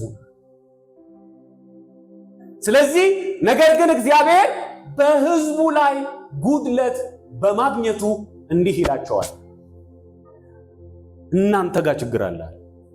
ሰጥቻችኋለሁ ሕግ፣ ምሳሌ የሆነ ሕግ ሰጥቻችኋለሁ። እናንተ ጋር ችግር አለ፣ ጉድለት አለባችሁ። ምንድነው ጉድለቱ ስትሉ፣ በነገራችን ላይ ሰዎች ከኃጢአት የተነሳ የተሰጣቸውን ሕግ መፈጸም አልቻሉ። ለምን? ውስጣቸው ማንነታቸው ሙት ስለሆነ የእግዚአብሔርን ፍጹም ሕግ እኮ አይደለም፣ ፍጹም ሕግ እኮ አይደለም፣ ምሳሌው ራሱ መቆም አይቻልም። የሰው ልጅ የሚመስለውን ሕግ እንኳን መፈጸም አልቻለም። ምን ሆኑ? መጽሐፍ ሲናገር እንደዚህ ይላል፣ በሕዝቡ ላይ ጉድለት በማግኘቱ እንዲህ ይላቸዋል፣ ከእስራኤል ቤት ጋር ከይሁዳ ቤት ጋር አዲስ ኪዳን የምገባበት ጊዜ። ምክንያቴ ለምንድን ነው አዲሱን ኪዳን የፈለግከው? ምክንያቱም መጽናት አልቻሉም። ያኔ የተስማማነውን እንኳን ፈጽሞ ያልኳቸውን ሕግ መፈጸም አልቻሉም። ለምንድን ነው ያልቻሉት? ችግራቸው ምንድን ነው? ይሄ ነው እንግዲህ አዲስ ኪዳን መልስ የሚሰጠው። ኧረ ኢየሱስ ክርስቶስ ጌታ። ከዛስ ይህም እነሱን ከግብፅ ምድር ለማውጣት እጃቸውን በያዝኩ ጊዜ ከቀድሞ አባቶቻቸው ጋር እንደገባሁት ኪዳን አይደለም። ፈጽሞ ኪዳኑ ይለያል። አሜን። ፈጽሞ ኪዳኑ ይለያል። ምክንያቱም እነሱ ምን አሉ? በኪዳኔ አልጸኑ። ይዘውታል፣ ግን መቆም አልቻሉ። ይዘውታል፣ ግን መጽናት አልቻሉ። ጀስት በክል ያደርጋሉ፣ ወይም ደግሞ ይንገዳገዳሉ፣ ይወድቃሉ። በደንብ አደራ ስሙኝ። ኦሪጂናሉ ግን አይደለም። የሙሴ ሕግ ነው ያንገዳገዳቸው። ፍጹሙ ሕግ አይደለም ያንገዳገዳ። አሁን ፍጹሙ ሕግ ምንድነው? እዛ ጋር ያለው ሕግ ምንድነው የምትሉኝ ከሆነ አሳያቸዋል። እነሱ መቋቋም ያቃታቸው በነገራችን ላይ ያኛውን አይደለም ይሄኛውን ለምሳሌነት የተሰጠውን ነው። በነገራችን ላይ መፈጸም ያቃታቸው በኪዳኔ አልጸኑ። እኔም ከነሱ ምን አልኩኝ አለ። ጮክ በሉና በሉት። ምን አልኩኝ? ዘወር አለ። በቃ ተውኩት አለ እግዚአብሔር። በቃ አየዋቸው they couldn't achieve it። ችግሩ ማን ጋር ነው? እነሱ።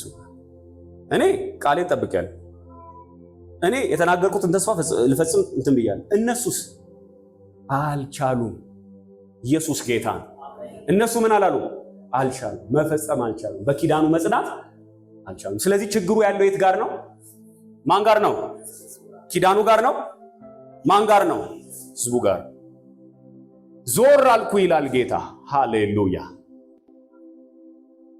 ቀጥሎ ያለውን ኪዳን በኋላ አሳያችኋለሁ፣ ግን እግዚአብሔር ይሄንን ተናገረ። አሜን፣ አሜን፣ አሜን። በደንብ ስሙኝ። ኢየሱስ ጌታ። ምንድነው የተፈጠረው? ለምንድን ነው እነዚህ ሰዎች ያልቻሉት? ሮሜ ምዕራፍ 7 ከቁጥር 12። አሁን ችግሩ እግዚአብሔር ነው እንዳንል እግዚአብሔር ጻድቅ ነው። እሺ ችግሩ ሕጉ ነው ሙሴ የሰጣቸው ይሄ ሕግ ነው እንዳንል ሮሜን የጻፈልን ሐዋርያው ጳውሎስ እንደዚህ አለ ስለ ሙሴ ሕግ ሲናገር፣ ሕጉ በራሱ ቅዱስ ነው። ምንም ሕጉ ችግር የለበትም። ትእዛዙ ምንድነው? ቅዱስ፣ ጻድቅና መልካም። ሕጉ መንፈሳዊ እንደሆነ እናውቃለን። እኔ ግን አለ ኢየሱስ ጌታ፣ ችግሩ ሕጉ ጋር ሳይሆን እኔ ግን ለኃጢአት እንደ ባሪያ የተሸጥኩ ስጋዊ ነኝ። ሕጉ ደግሞ መንፈሳዊ ነው። ለምን? የመጣው ከመንፈስ ዓለም ስለሆነ።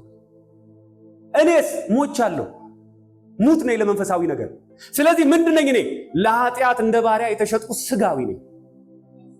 የማደርገውን አላቅም። ለምን? ለማድረግ የምፈልገውን አላደርግም፣ ነገር ግን የምጠላውን ያን አደርጋለሁና። ኦ ማይ ጋድ! ኢየሱስ ጌታ ነው። ማድረግ የማልፈልገውን የማደርግ ከሆነ ሕጉ በጎ እንደሆነ መሰክራለሁ። ምን ማለት ነው? ሕጉን አድርግ ተብሎ ሲነገረኝ እሺ ብያለሁ፣ ደስ ይላል ሕጉ። ላደርገው ስል ግን ማድረግ አልችልም ማለት። ስሞክር አቅም የለኝም። ለምንድን ነው አቅም የሌለ? ለስጋ የተሸጡ ለኃጢአት የተሸጡ ለስጋ ነኝ። ሃሌሉያ። ችግሬ አለ ወይም ደግሞ እንደ ህዝብ ከወሰዳችሁት የኛ ችግር የአይደንቲቲ ችግር ነው። በቃኛ ለኃጢአት የተሸጥን የእግዚአብሔርን ግማሹን ወይም ጥቂቱን ሕግ እንኳን መፈጸም የማንችል የኃጢአት ባሮች። ስለዚህ ሲገልጸው እንደተንገላታ ሰው ሆኖ ነው የሚገልጸው። ስሙት። እንዲህ ከሆነ ይህን የማደርገው እኔ ራሴ ሳልሆን በእኔ ውስጥ የሚኖረው ኃጢአት ነው። እንዴት? በእኔ ማለትም ኃጢአተኛ በሆነው ተፈጥሮዬ ውስጥ ምንም በጎ ነገር እንደማይኖር አውቃለሁ። በማንነቴ ሳየው አለ ሲናገር አሁን እሱ ህዝብን ወክሎ ነው ጳውሎስ እየተናገረ ያለ። ኢየሱስ ጌታ ነው። እኔ ማለትም ኃጢአተኛ የሆነው ተፈጥሮዬ ውስጥ ምንም በጎ ነገር እንደማይኖር አውቃለሁ። በጎ የሆነውን የማድረግ ምኞቱ አለኝ። ተነግሮኛል። እንዲኮ ብታረግ ተብሎ ስለተነገረኝ ምኞቱ አለኝ። ነገር ግን ልፈጽመው አልችልም። ኢትስ በጣም አሜዚንግ። ምን ማለት ነው ታውቃለህ? ተነግሮኛል፣ ግን ስብዕና አይፈቅድልኝ። ፍላጎቱ አለኝ፣ ግን ችሎታ የለኝም። ይገባችኋል እያልኩኝ ያለው? ለምን? በእኔ ውስጥ የሚኖር ኃጢአተኛ ተፈጥሮ አለብኝ። ያ ተፈጥሮዬ ይጎትተኛል። ልፈጽመው ብዬ ግማሹን ሕግ እንኳን ለማድረግ ባስብ ይጎትተኛል። እወድቃለሁ፣ እደክማለሁ፣ እዝላለሁ። በሕጉ ፊት ጸንቼ መቆም አልችልም። ኪዳኔን መጠበቅ አልችልም። ምክንያት ምንድን ነው? ለኃጢአት የተሸጠ የሥጋ ነው ተፈጥሮ የተበላሸ። ስለዚህ በቃ ምን ማለት እንደሆነ ታውቃለህ? ማንጎን ፓፓያ አፍራ ብለህ እንደጠየቀኝ ነው የምቆጥረው። ማንጎ ፓፓያ ካላፈራ ብለህ እንደመጠየቅ። ስለዚህ ቢሞክር ህዝቡ አቅም የለውም። ኦ ሃሌሉያ! ላደርገው የምፈልገውን በጎ ነገር አይደለም፣ ነገር ግን ለማድረግ የማልፈልገውን ክፉ ነገር ማደርገው ሌላ ነገር። ኢየሱስ ጌታ ነው።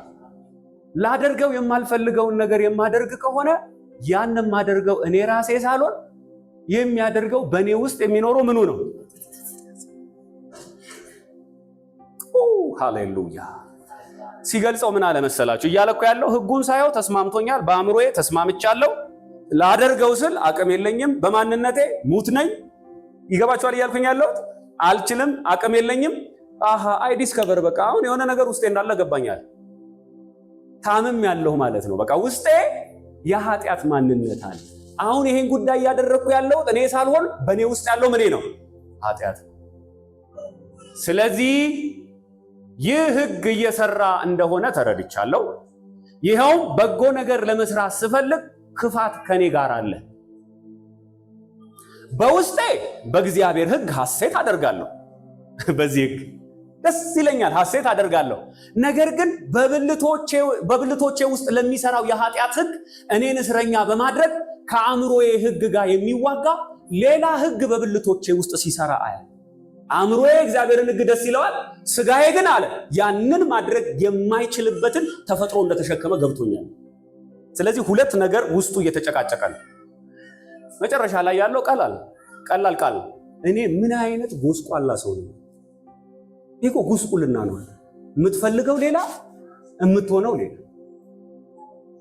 ይሄ ሰማችሁኝ ነው? የምትፈልገው ሌላ፣ የምትሆነው ሌላ። ኢየሱስ ጌታ። ቀጥሎ የጠየቀ ከዚህ ለሞት ከተሰጠ ሰውነት ማን ሊያድነኝ ይችላል? ኦ ሃሌሉያ! ኦ ሃሌሉያ! ኢየሱስ ጌታ ነው። ለዚህ ከሞት ከተሰጠ ሰውነት ማን ሊያድነኝ ይችላል? አሁን አዲስ ኪዳን ጋር መጣ። አሁን ቅዱሳን እያጠቃለልኩ ነው። አዲስ ኪዳኑ ረጅም አይደለም፣ ምክንያቱም ትልቅ መሰረት ስለገነባን ምን እንደተፈለገ ገብቶናል። ሁለተኛውን ኪዳን እግዚአብሔር እንደዚህ አለ። አሁን ስምምነት ድጋሜ በተመሳሳይ መልኩ አላረግም ብሏል። አሁን አዲሱ ኪዳን መጀመሪያ ከእስራኤል ሕዝብ ጋር እንደገባሁበት አይነት ኪዳን አይደለም ማለት እግዚአብሔር ሌላ ኪዳን ነው። ኦ ሃሌሉያ! እግዚአብሔር ይባረክ። ሌላ ኪዳን የምገባበት ጊዜ መጥቷል አለ። ዕብራውያን ምዕራፍ 8 ላይ እንሂድ። አሁን ስሙኝ። የመጀመሪያው ኪዳን ጉለት ስለተገኘበትና ስላልቻለ ችግሩ የት ነው? ቅዱሳን ጉለቱ የት ነው? ማን ጋር ነው? ማን ጋር ነው? ስለዚህ መፍትሄው መገኘት ያለበት ማን ጋር ነው? ህዝቡ ጋር ነው መፍትሄው ማምጣት ያለባችሁ። ይሄ ከዚህ በኋላ እግዚአብሔርና ሰው አብረው ለመኖር ችግሩ ታውቋል። ችግሩ ሰው ነው። ችግሩ ኃጢአት ነው፣ የሰው ማንነት ነው። ስለዚህ እግዚአብሔር እንደዚህ አለ፣ ሌላ ኪዳን እገባለሁ። ይሄኛው ኪዳን ግን የቀድሞው አይነት አይደለም፣ አዲስ ኪዳን አደርጋለሁ። ምንድን ነው የምታረገው አሉት። አንድ ህይወት ልካለሁ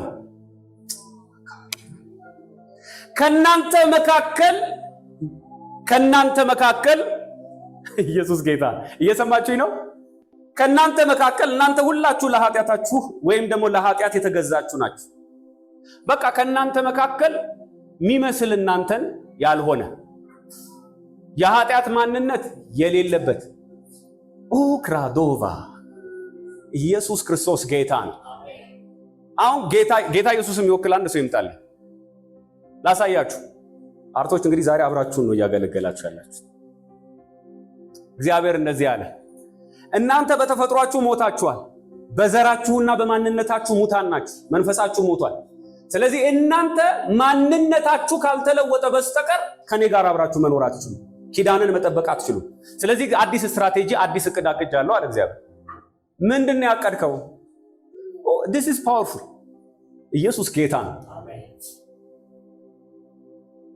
ዕብራውያን ምዕራፍ 8 ምን እንዳቀደ ሲናገር ስሙት እና ይህን ትርጉም ቶሎ ተረጉምላችኋል።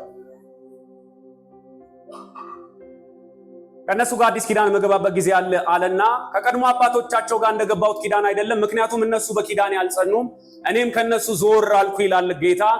ከዚያን ጊዜ በኋላ ከእስራኤል ቤት ጋር የምገባው ኪዳን ይህ ነው ይላል ጌታ። ምንድነው የምትገባው ኪዳን? ሕጌን በአእምሯቸው አኖራለሁ፣ በልባቸውም እጽፈዋለሁ። ሞካባ እኔ አምላካቸው እሆናለሁ፣ እነሱም ሕዝቤ ይሆናሉ። ከእንግዲህ ማንም ሰው ጎረቤቱን ወይም ወንድሙን ጌታን እወቅ ብሎ አያስተምርም። ለምን? ምክንያቱም ከታናሹ ጀምሮ እስከ ታላቁ ድረስ ሁሉም ያውቁኛል። በደላቸውን ይቅር እላለሁ፣ ኃጢአታቸውንም ከእንግዲህ አላስብም። ይህንን ኪዳን አዲስ በማለቱ የፊተኛውን ኪዳን አሮጌ አድርጎታል። ስለዚህ ያረጀ ያፈጀው የሚጠፋበት ጊዜ ተቃርቧል። ኧረ አሜን። አዲሱ ኪዳንህ ስምምነትህ በእያንዳንዳችን ተፈጥሮ ውስጥ ሕግህን ማስገባት ነው። በልባችን ውስጥ ያንተን ሕግ መጻፍ ነው። አዎ አዲሱ ኪዳን ይሄ ነው። አሜን።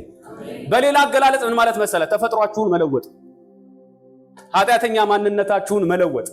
ከዛስ ለእግዚአብሔር መኖርን ተፈጥሯዊ ማድረግ፣ ለእናንተ ተፈጥሯችሁ እንዲችል ማድረግ። ይሄንን ስራ ጸጋ ብለን እንጠራዋለን። ጸጋ ብለን የምንጠራው ይሄንን ስራ ነው። ቅዱስ እንዴት አድርገህ ነው የምታረገው? በቃ this is the story። ስሙኝ፣ እንዴት አድርገህ ነው አንተ ለኛ ልባችንን የምትቀይርልን፣ ሕግህን በልቦናችን ውስጥ የምትጽፈው፣ በደላችንን ሁሉ ይቅር የምትል፣ ኃጢአታችንን ሁሉ ከኛ ላይ የምታነሳው፣ አንተም ለኛ አምላክ እኛም ለአንተ ሕዝብ የምንሆነው እንዴት ነው? ሁላችንም የምናቀህ እንዴት? this is the way። ከነሱ ወገን ያልሆነ ስሙኝ፣ በመጀመሪያ ቃል ነበረ፣ ቃል በእግዚአብሔር ዘንድ ነበረ፣ ቃል እግዚአብሔር ነበረ። አሜን። ይሄ ቃል ሁሉ ነገር በእርሱ ተፈጠረ፣ ከሆነው ሁሉ ያለ እርሱ አንዳች አልሆነም። በእርሱ ሕይወት ነበረች፣ ይቺ ሕይወት የሰው ብርሃን ነበረች። ውክራባስታ ካኖቫ እነዚህ ካላቸው ሕይወት ሁሉ የተለየ የዘላለም ሕይወት የሚባል ሞት የማይዘው ኃጢአት የማይዘው የእግዚአብሔር ማንነት ያለበት ሕይወት የተሸከመ ከነሱ ወገን ሳይሆን ከእግዚአብሔር ወገን የሆነ የእግዚአብሔር ልጅ የሆነ የሰውን ብርሃን የተሸከመ ሕይወትን የተሸከመ በሰው ጨለማ ላይ የሚያበራ ሌላ 1% ተላከ። ኩማሞሳ በደንብ ስሙኝ። ይሄ ፐርሰን እንደ ሰው ከሴት ማፀን ወይም ከማርያም ተወለደ። ነገር ግን ስሙ የእግዚአብሔር ልጅ ነው። ይዘህ የመጣኸው ምንድነው ስትሉት፣ ሕይወት፣ የዘላለም ሕይወት። ቆይ ስሙኝ። ሲወለድ እንደ ማርያም በማርያም ማህፀን ውስጥ እንደ ሰው ነው የተወለደው። ማንም ሰው ሲያየው ሰው ነው የሚመስለው። ማንም ሰው ሲያየው ልክ እኛን ነው የሚመስለው፣ እንደኛ ነው የሚመስለው። ይበላል፣ ይጠጣል፣ ይለብሳል፣ ያዝናል፣ ይደሰታል፣ ያለቅሳል፣ ይስቃል። ልክ እንደኛ ሰው ነው። ግን ሰው ብቻም አይደለም። ኦካሮቫቲና ሃዶቫስካዲያ ግን ሌላም ነገር አለው። ወደዚህ እኛ አሁን ሙታን ስለሆንን ሙታን መንፈስ ስለሆነ ያለን ሌላኛው ማንነቱን ማወቅ አንችልም እግዚአብሔር ካረዳን በስተቀር።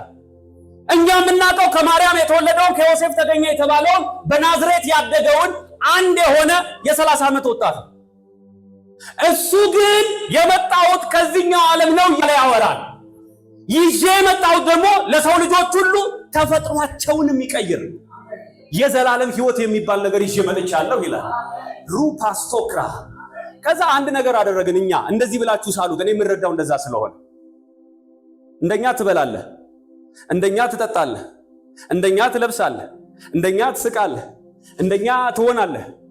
እሺ አሁን እኛን የቸገረን እኛ ኃጢአት የሚገለን ተራ ሰዎች፣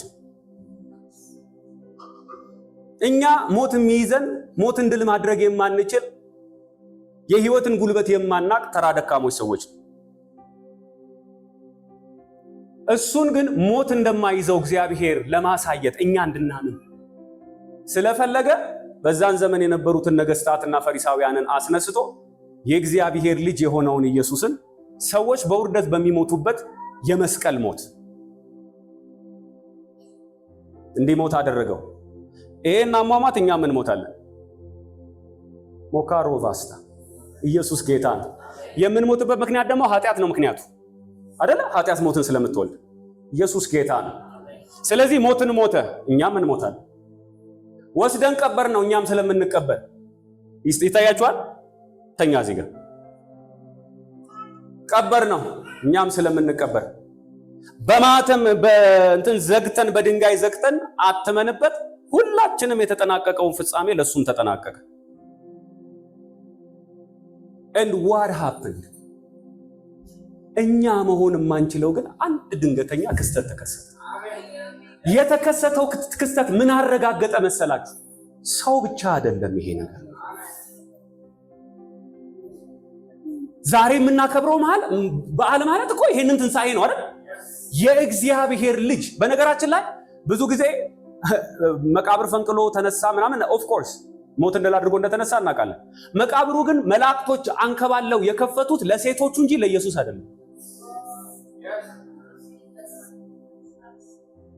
ሴቶቹ እንዲገቡ ነው። እሱማ ወጥቶ ከሄደ ቆየ። መፈንቀልም መፈነቃቀልም አያስፈልገው። አገላለጻችን ሞት ድል መደረጉን ለመግለጽ ካልሆነ በስተቀር ኢየሱስ ምንም አያስፈልገው። መፈንቀል ሄዷል፣ የለም እሱ። ምን ተፈጠረ? የሰው ልጆች ሁሉ መደምደሚያ የሆነው ድረስ እኔና እናንተ የምንደርስበትን ጫፍ ነካለን እንደ ሰው። ከዛስ የሰው ልጅ ሰው ነው የምትሉት የሰው ልጅ ሞትን ድል የሚያደርግ ህይወት ይዞላችሁ መጥቷል ለማለት ኢየሱስ ክርስቶስ ከሞት ተነሳ።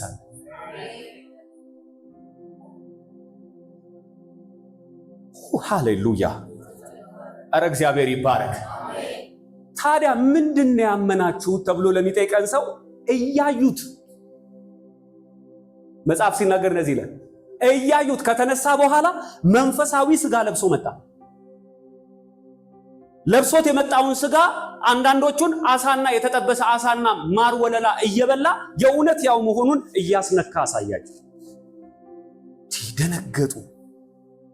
ሰው እንደዚህ ሞትን ማሸነፍ ይችላል? ይሄው አረግዴላችሁ። በጣም በነገራችን ላይ ለምሳሌ ቶማስ እኮ ለዚህ ኢን ሂስትሪ ሆኖ ማያቅ ነገርማ አመን አትሉኝም ማለት እንደውም ሳምን ራሱ ማምነው አለ። አይቼው አይደለም የጎኑ የተወጋበትን ዳስሼው እኮ አላለም። ያኔ ሲሰቀል የተወጋበትን ጣቱን አይቼ ጎኑን አይቼ ሁሉን ነገር ፈትሼ እንጂ ይከብደኛል ሞት ድል ተደረገ ቢባል። አንድ ጊዜ እናቴን ትንሣኤን ለማስረዳት ፈለግኩና አንዳንድ ጊዜ ትንሣኤ ሲባል ቀላል ይመስላችኋል። ከዛ እንደዚህ አልኳት፣ ቤት ውስጥ ቁጭ ብለን የሷ አባት የኔ አያት አርፈዋል ወይም በህይወት የሉ። ቀላል እኮ ነው ትንሣኤ አልኳት። አባባ አሁን በር አንኳኩተው ቢመጡ በኢየሱስ ስም አለች። እንደዚህ ነው የከበዳቸው እነሱ። እንደሱ ነው ይሆን። አንተ ቀብረኸው አትመኸው ዘግተኸው ሁሉም ተጠናቋል ብለህ ቤት ስትገባ የሞተው አባትህ ሲመጣ ማለት የሞተችው እናትህ ስትመጣ ማለት ነው ትንሣኤ። ከውን ያሉት ቶማስ በፍጹም ይሄን ማመን ይከብደኛል። እኔ ተገለጠና ጌታ የማታምን አትሁናል፣ የምታምን ሁናል። ቶማስ ጌታዬ አምላኬ ብሎ ተንበረከከ። ደነገጠ። ለነ ጴጥሮስ በተዘጋ ቤት ገብቶ ለ40 ቀን ሕያው ነው፣ እውነት ነው፣ ዳሰናል፣ ምስክሮች ነን እስኪሉ ድረስ በብዙ ማረጋገጫ ሕያውነቱን አስረዳቸው። ግን ለሁሉም ሕዝብ አልነበረም። የእሱ ምስክሮች ለሚሆኑ ሁሉ ራሱን እየገለጠ ሕያው መሆኑን ለኤማውስ መንገደኞች፣ ለብዙ ሰዎች አንደኛ ቆሮንቶስ ምዕራፍ 15 ላይ ስታዩ እስከ 500 ለሚሆኑ ሰዎች ራሱን ምስክር አድርጎ አቅርቧል። መጨረሻ ላይ ምን ሆነ ነው? መጨረሻ ላይ የሚያርግበት ቀን ሲደርስ ሐዋርያቱን በሙሉ ሰበሰበና አይተውታል። እንግዲህ ኢየሱስ ጌታ ነው፣ ሰው ነው፣ ይዳሰሳል። መንፈስ ብቻ አይደለም፣ አካልን ለብሷል። መንፈሳዊ አካል የሚባለው የማይበሰብስ ዘላለማዊ ክብር ያለው የእግዚአብሔር አዲሱ አካል ማለት ነው። እሱን ይዘው እያዩት ኑ ተሰብሰቡ አላቸው። ወደዚህ ተሰብሰቡ። መጽሐፍ ሲናገር እነሱ ተንበርክከው እናንተ እነሱ ተንበርክከው እጁን አንስቶ ባረካቸው። እያዩትም ይላል እያዩትም ወደዚህ ዓለም ገባ። ከዛ እንዲህ አሉ፣ የሰው ልጅ ከሰው ማህፀን ተወልዶ ሰው እንደሚኖረው ኖሮ ሰው እንደሚሞተው ሞቶ ሊነሳና ወደዚህ ሊገባ ይችላል የሚለውን አመኑ። በቃ ያመኑት ይሄንን። የሰው ልጅ ልክ እንዲህ አይነት ተስፋ አለው። ለካ የሰው ልጅ ሰው እንደሚኖረው ኖሮ ከሞተ በኋላ ልክ እንደ ኢየሱስ አዲስ አካል ለብሶ ወደ እግዚአብሔር መንፈሳዊ ዓለም ገብቶ የእግዚአብሔር መንግስት ወራሽ ይሆናል። ለካ አመነ። ሙታን ትንሣኤ አለ። ምክንያት ስንጠየቅ በኩር ሆኖ ኢየሱስ ከሞት ተነስቷል ነው መልሳችን። ስለዚህ እንዲህ አለን። ኢየሱስ ለምንድን ነው ይሄንን ሁሉ ያደረገው ብላችሁ ስትጠይቁ እሱ ይዞት የመጣው ህይወት ሞት ሊይዘው እንደማይችል ፈትነን እንድናይ። አሁን ሞትን ድል አድርጎ እንደዚህ በምስክርነት ቆሞ ያረገን ህይወት በእርሱ የሚያምን ይዞት የመጣውን የዘላለምን ህይወት ያገኛል ቢባል አላምንም ይላል። ኢየሱስ ጌታ ነው። ቁሙ ላሳያችሁ፣ ጨርሻለሁ። ምንድነው የሆነልን? ኢየሱስ ይዞት የመጣውን ህይወት በሞትና በትንሣኤ አረጋግጦ ፍጻሜው ክብርና መንፈሳዊ ዓለም እንደሆነ አሳይቶናል። አሁን አዲሱ ኪዳን ከቀድሞ ኪዳን ይበልጣል የተባለበት ምክንያት የኪዳኑን አይነት ላስረዳችሁ። እግዚአብሔር የቀድሞውን አይነት እናንተ አድርጉልኝ ምናምን የሚለውን ትቼዋለሁ። ምንድነው ታዲያ አሁን የፈለከው? ቀላል። ልጁን ልክ ያለው በሱ የዘላለም ህይወት አለ። በእርሱ የሚያምን ሁሉ የዘላለምን ህይወት ያገኛል፣ የማያምን ሁሉ ይፈረድበታል። ኪዳኑ ይሄ ነው። አዲሱ ስምምነት አድርግ አታድርግ ሳይሆን በመጣው ህይወት ታምናለህ ወይስ አታምንም? ለምንድነው ይሄንን የምንፈልገው? አሁን ጥያቄው ህግ ታደርጋለህ አታደርግም ሳይሆን አንተ እንድትለወጥ። ችግሩ አንተ ጋር ስለነበር፣ ችግሩ እኛ ጋር ስለነበር ለመፈወስ የሚያስፈልገው በዚህ ህይወት ማመን ነው። የእግዚአብሔር ልጅ ያለው የዘላለም ህይወት አለው። በእግዚአብሔር ልጅ የሚያምን የዘላለምን ህይወት ተቀብሏል። የእግዚአብሔር ልጅ ያለው ከሞት ወደ ህይወት ተሻግሯል። የእግዚአብሔር ልጅ ያለው መንፈሱ ሕያው ሆኗል። የእግዚአብሔር ልጅ ያለው በመንፈስ ዳግም ውልደትንና አዲስ ፍጥረትነትን ያስተናግዳል። ኧረ አሜን። የእግዚአብሔር ልጅ ያለው ሁሉ እግዚአብሔር እዚህ ወርዶ እኮ አይደለም አሁን ያለው ተስፋ። በነገራችን ላይ ሰው ወደዚህ የሚገባበት አዲሱ ኪዳን እግዚአብሔር እዚያ የወረደበት አይደለም። ትዝ ይላችኋል የዮሐንስ ወንጌል ምዕራፍ 4 ላይ ያቺን ሳምራዊቷን ያላት እግዚአብሔር የሚመለከው በኢየሩሳሌም ነው ትላላችሁ፣ የኛ አባቶች ደግሞ በዚህ በያዕቆብ ባለበት በዚህ ተራራ ላይ ነው ይላሉ። አንተ ምን ትላለህ? እኔ የምልሽማ እዚህም አይሰገድም እዚህም አይሰገድም። እግዚአብሔር መንፈስ ነው። የሚያመልኩትና የሚሰግዱለት ሁሉ በመንፈስና በእውነት ያመልኩታል፣ ይሰግዱለታል። እግዚአብሔር እንዲህ ያሉትን ይሻል። ሃሌሉያ። ምን ሆነ? የሰው ልጅ መንፈስ ነቃ። ሰዎች ዳግም ተወለዱ። ሰዎች እንደገና ተፈጠሩ። እዚሁ ያሉ መንፈሳቸው የሞተ ማንነታቸው እንደገና ተፈጠረ፣ እንደገና ተወለደ። የእግዚአብሔር ልጆች ሆኑ፣ የዘላለምን ሕይወት ተቀበሉ። አሜን። ስለዚህ በመንፈሳቸው የእግዚአብሔር ዓለም ውስጥ ገቡ። አሜን። ኢየሱስ ጌታ ነው። ኢየሱስ ጌታ ነው። ኦ ሃሌሉያ። ታዲያ ይሄ ሕግ የትኛው ነው ትሉ ይሆናል። ያኔ ምሳሌ ነው ያኛው ካለን ይሄኛው ሕግ የትኛው ነው? የማቴዎስ ወንጌል ምዕራፍ 5 አትክፈቱት። ከምዕራፍ 5 እስከ 7 የተራራው ስብከት ማለት ይሄንን ሕግ ነው ኢየሱስ መጥቶ ያወራው። የቀድሞ ሰዎች አትግደል እንደተባለ ሰምታችኋል።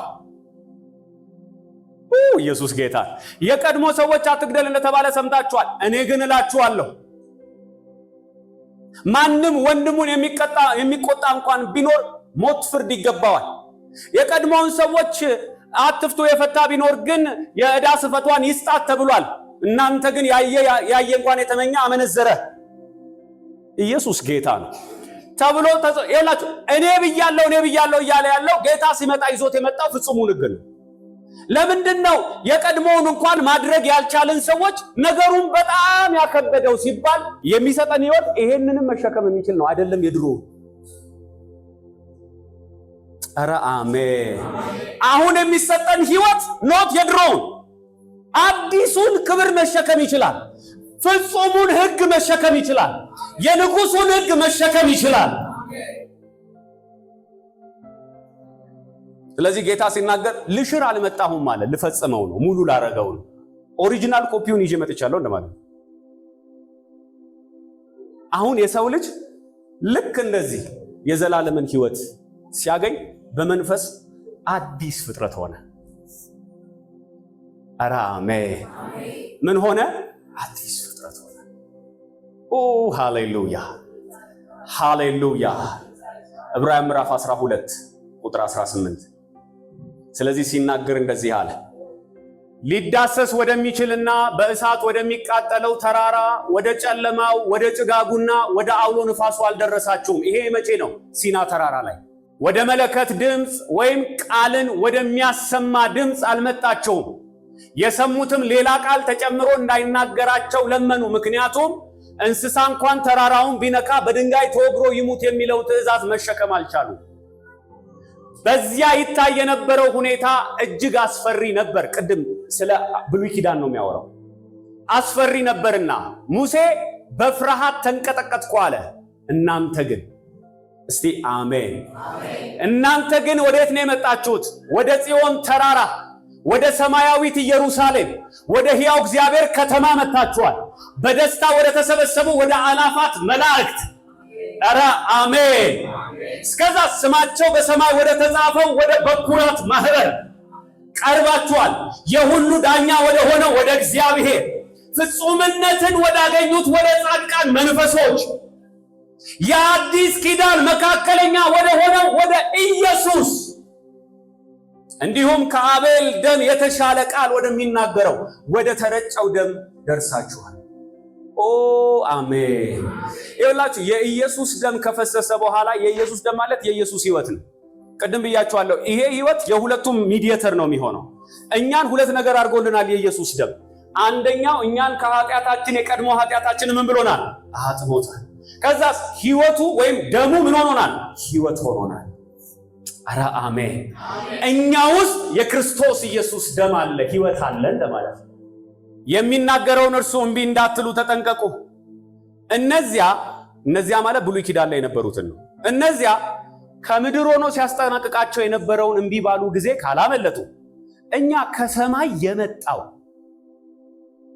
ከዚህ የመጣው ኢየሱስ ሲያስጠነቅቀን ከሱ ብንርቅ እንዴት ልናመልጥ እንችላለን?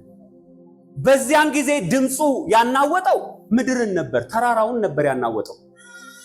አሁን ግን ምድርን ብቻ ሳይሆን ሰማያትንም አንድ ጊዜ ደግሜ ያናውጣለሁ ብሎ ቃል ገብቷል። መጨረሻ ላይ ሰማይ ምድርም ነው የሚናወጡታል። ኢየሱስ ጌታ ነው።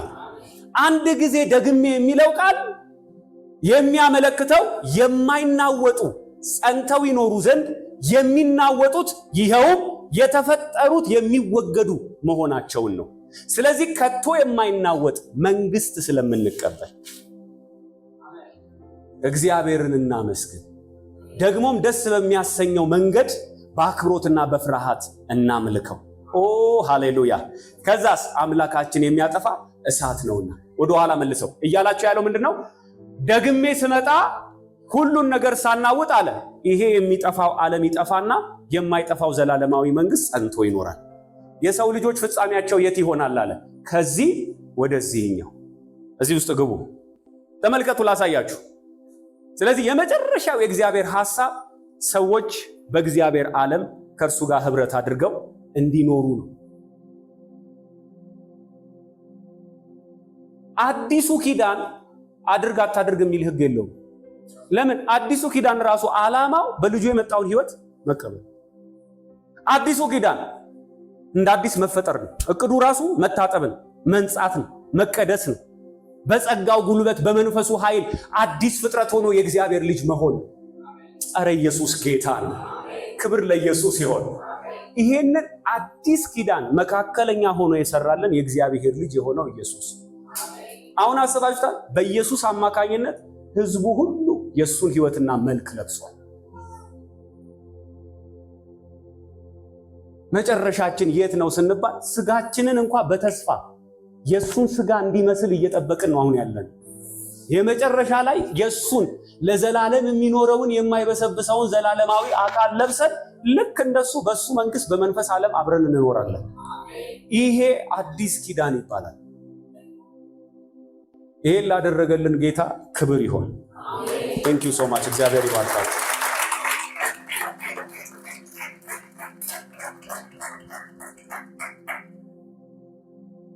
ኤፌሶን ምዕራፍ 2 ቁጥር 10 መጨረሻው ጥቅስ ይሄ ግን ምክንያቱም እግዚአብሔር አስቀድሞ ያዘጋጀልንን መልካም ሥራ እንድንሰራ በክርስቶስ ኢየሱስ የተፈጠርን የእግዚአብሔር እጅ ሥራዎች ነናል። አሜን። በአዲሱ ኪዳን ቅዱሳን አድርጉ አታድርጉ የሚል ቃል የለም።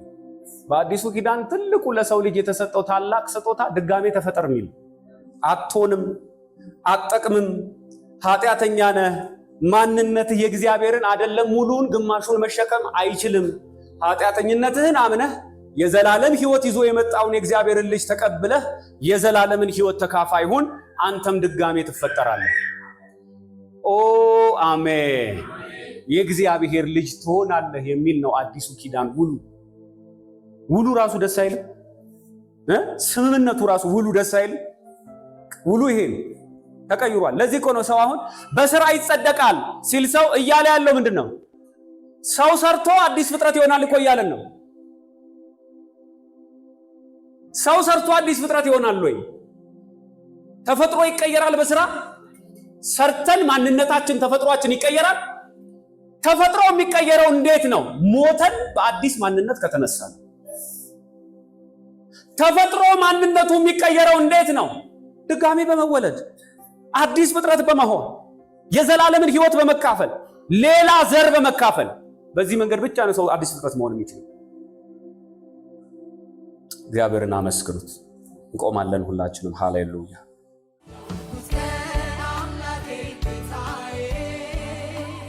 ምናልባት ይህንን መልእክት ስትሰሙ ከዚህ ቀደም እንዲህ አይነት እውነት አልሰማሁም ነበር፣ ዛሬ ግን ወደ እግዚአብሔር መንግስት መግባት ፈልጋለሁ፣ ስለዚህ መጸለይ ፈልጋለሁ የምትሉ ካላችሁ አብራችሁኝ ይህንን ጸሎት እንድትጸልዩ አበረታታችኋለሁ።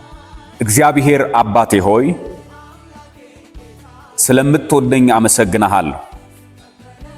መንግስትህን ልታወርሰኝና ልጅህ ልታደርገኝ መልካም ፍቃድህ ስለሆነ አመሰግንሃለሁ። ኢየሱስ ክርስቶስ ያንተ ልጅ እንደሆነ ስለኔ ኃጢአት ወደ ምድር እንደላከው እንደሞተልኝ ሞትን ድል አድርጎ እንደተነሳ እናም በክብር ባንተ ቀኝ እንደተቀመጠ በልቤ አምናለሁ። ኢየሱስ ክርስቶስ ጌታ እንደሆነ እመሰክራለሁ። ይህንን በማወጄ ከኃጢአቴ ሁሉ ስላጠብከኝ መንፈስ ቅዱስንም ስለሰጠኸኝ አመሰግንሃለሁ። አሁን ዳግም ተወልጃለሁ፣ የዘላለም ሕይወት ተቀብያለሁ። የእግዚአብሔር ልጅ ሆኛለሁ፣ አዲስ ፍጥረት ሆኛለሁ፣ ወደ እግዚአብሔር መንግሥት ገብቻለሁ። በኢየሱስ ስም አሜን። ይህንን ጸሎት ከልቦ ከጸለዩ እንኳን ደስ አሎት፣ ወደ እግዚአብሔር መንግሥትና ቤተሰብ ተቀላቅለዋል።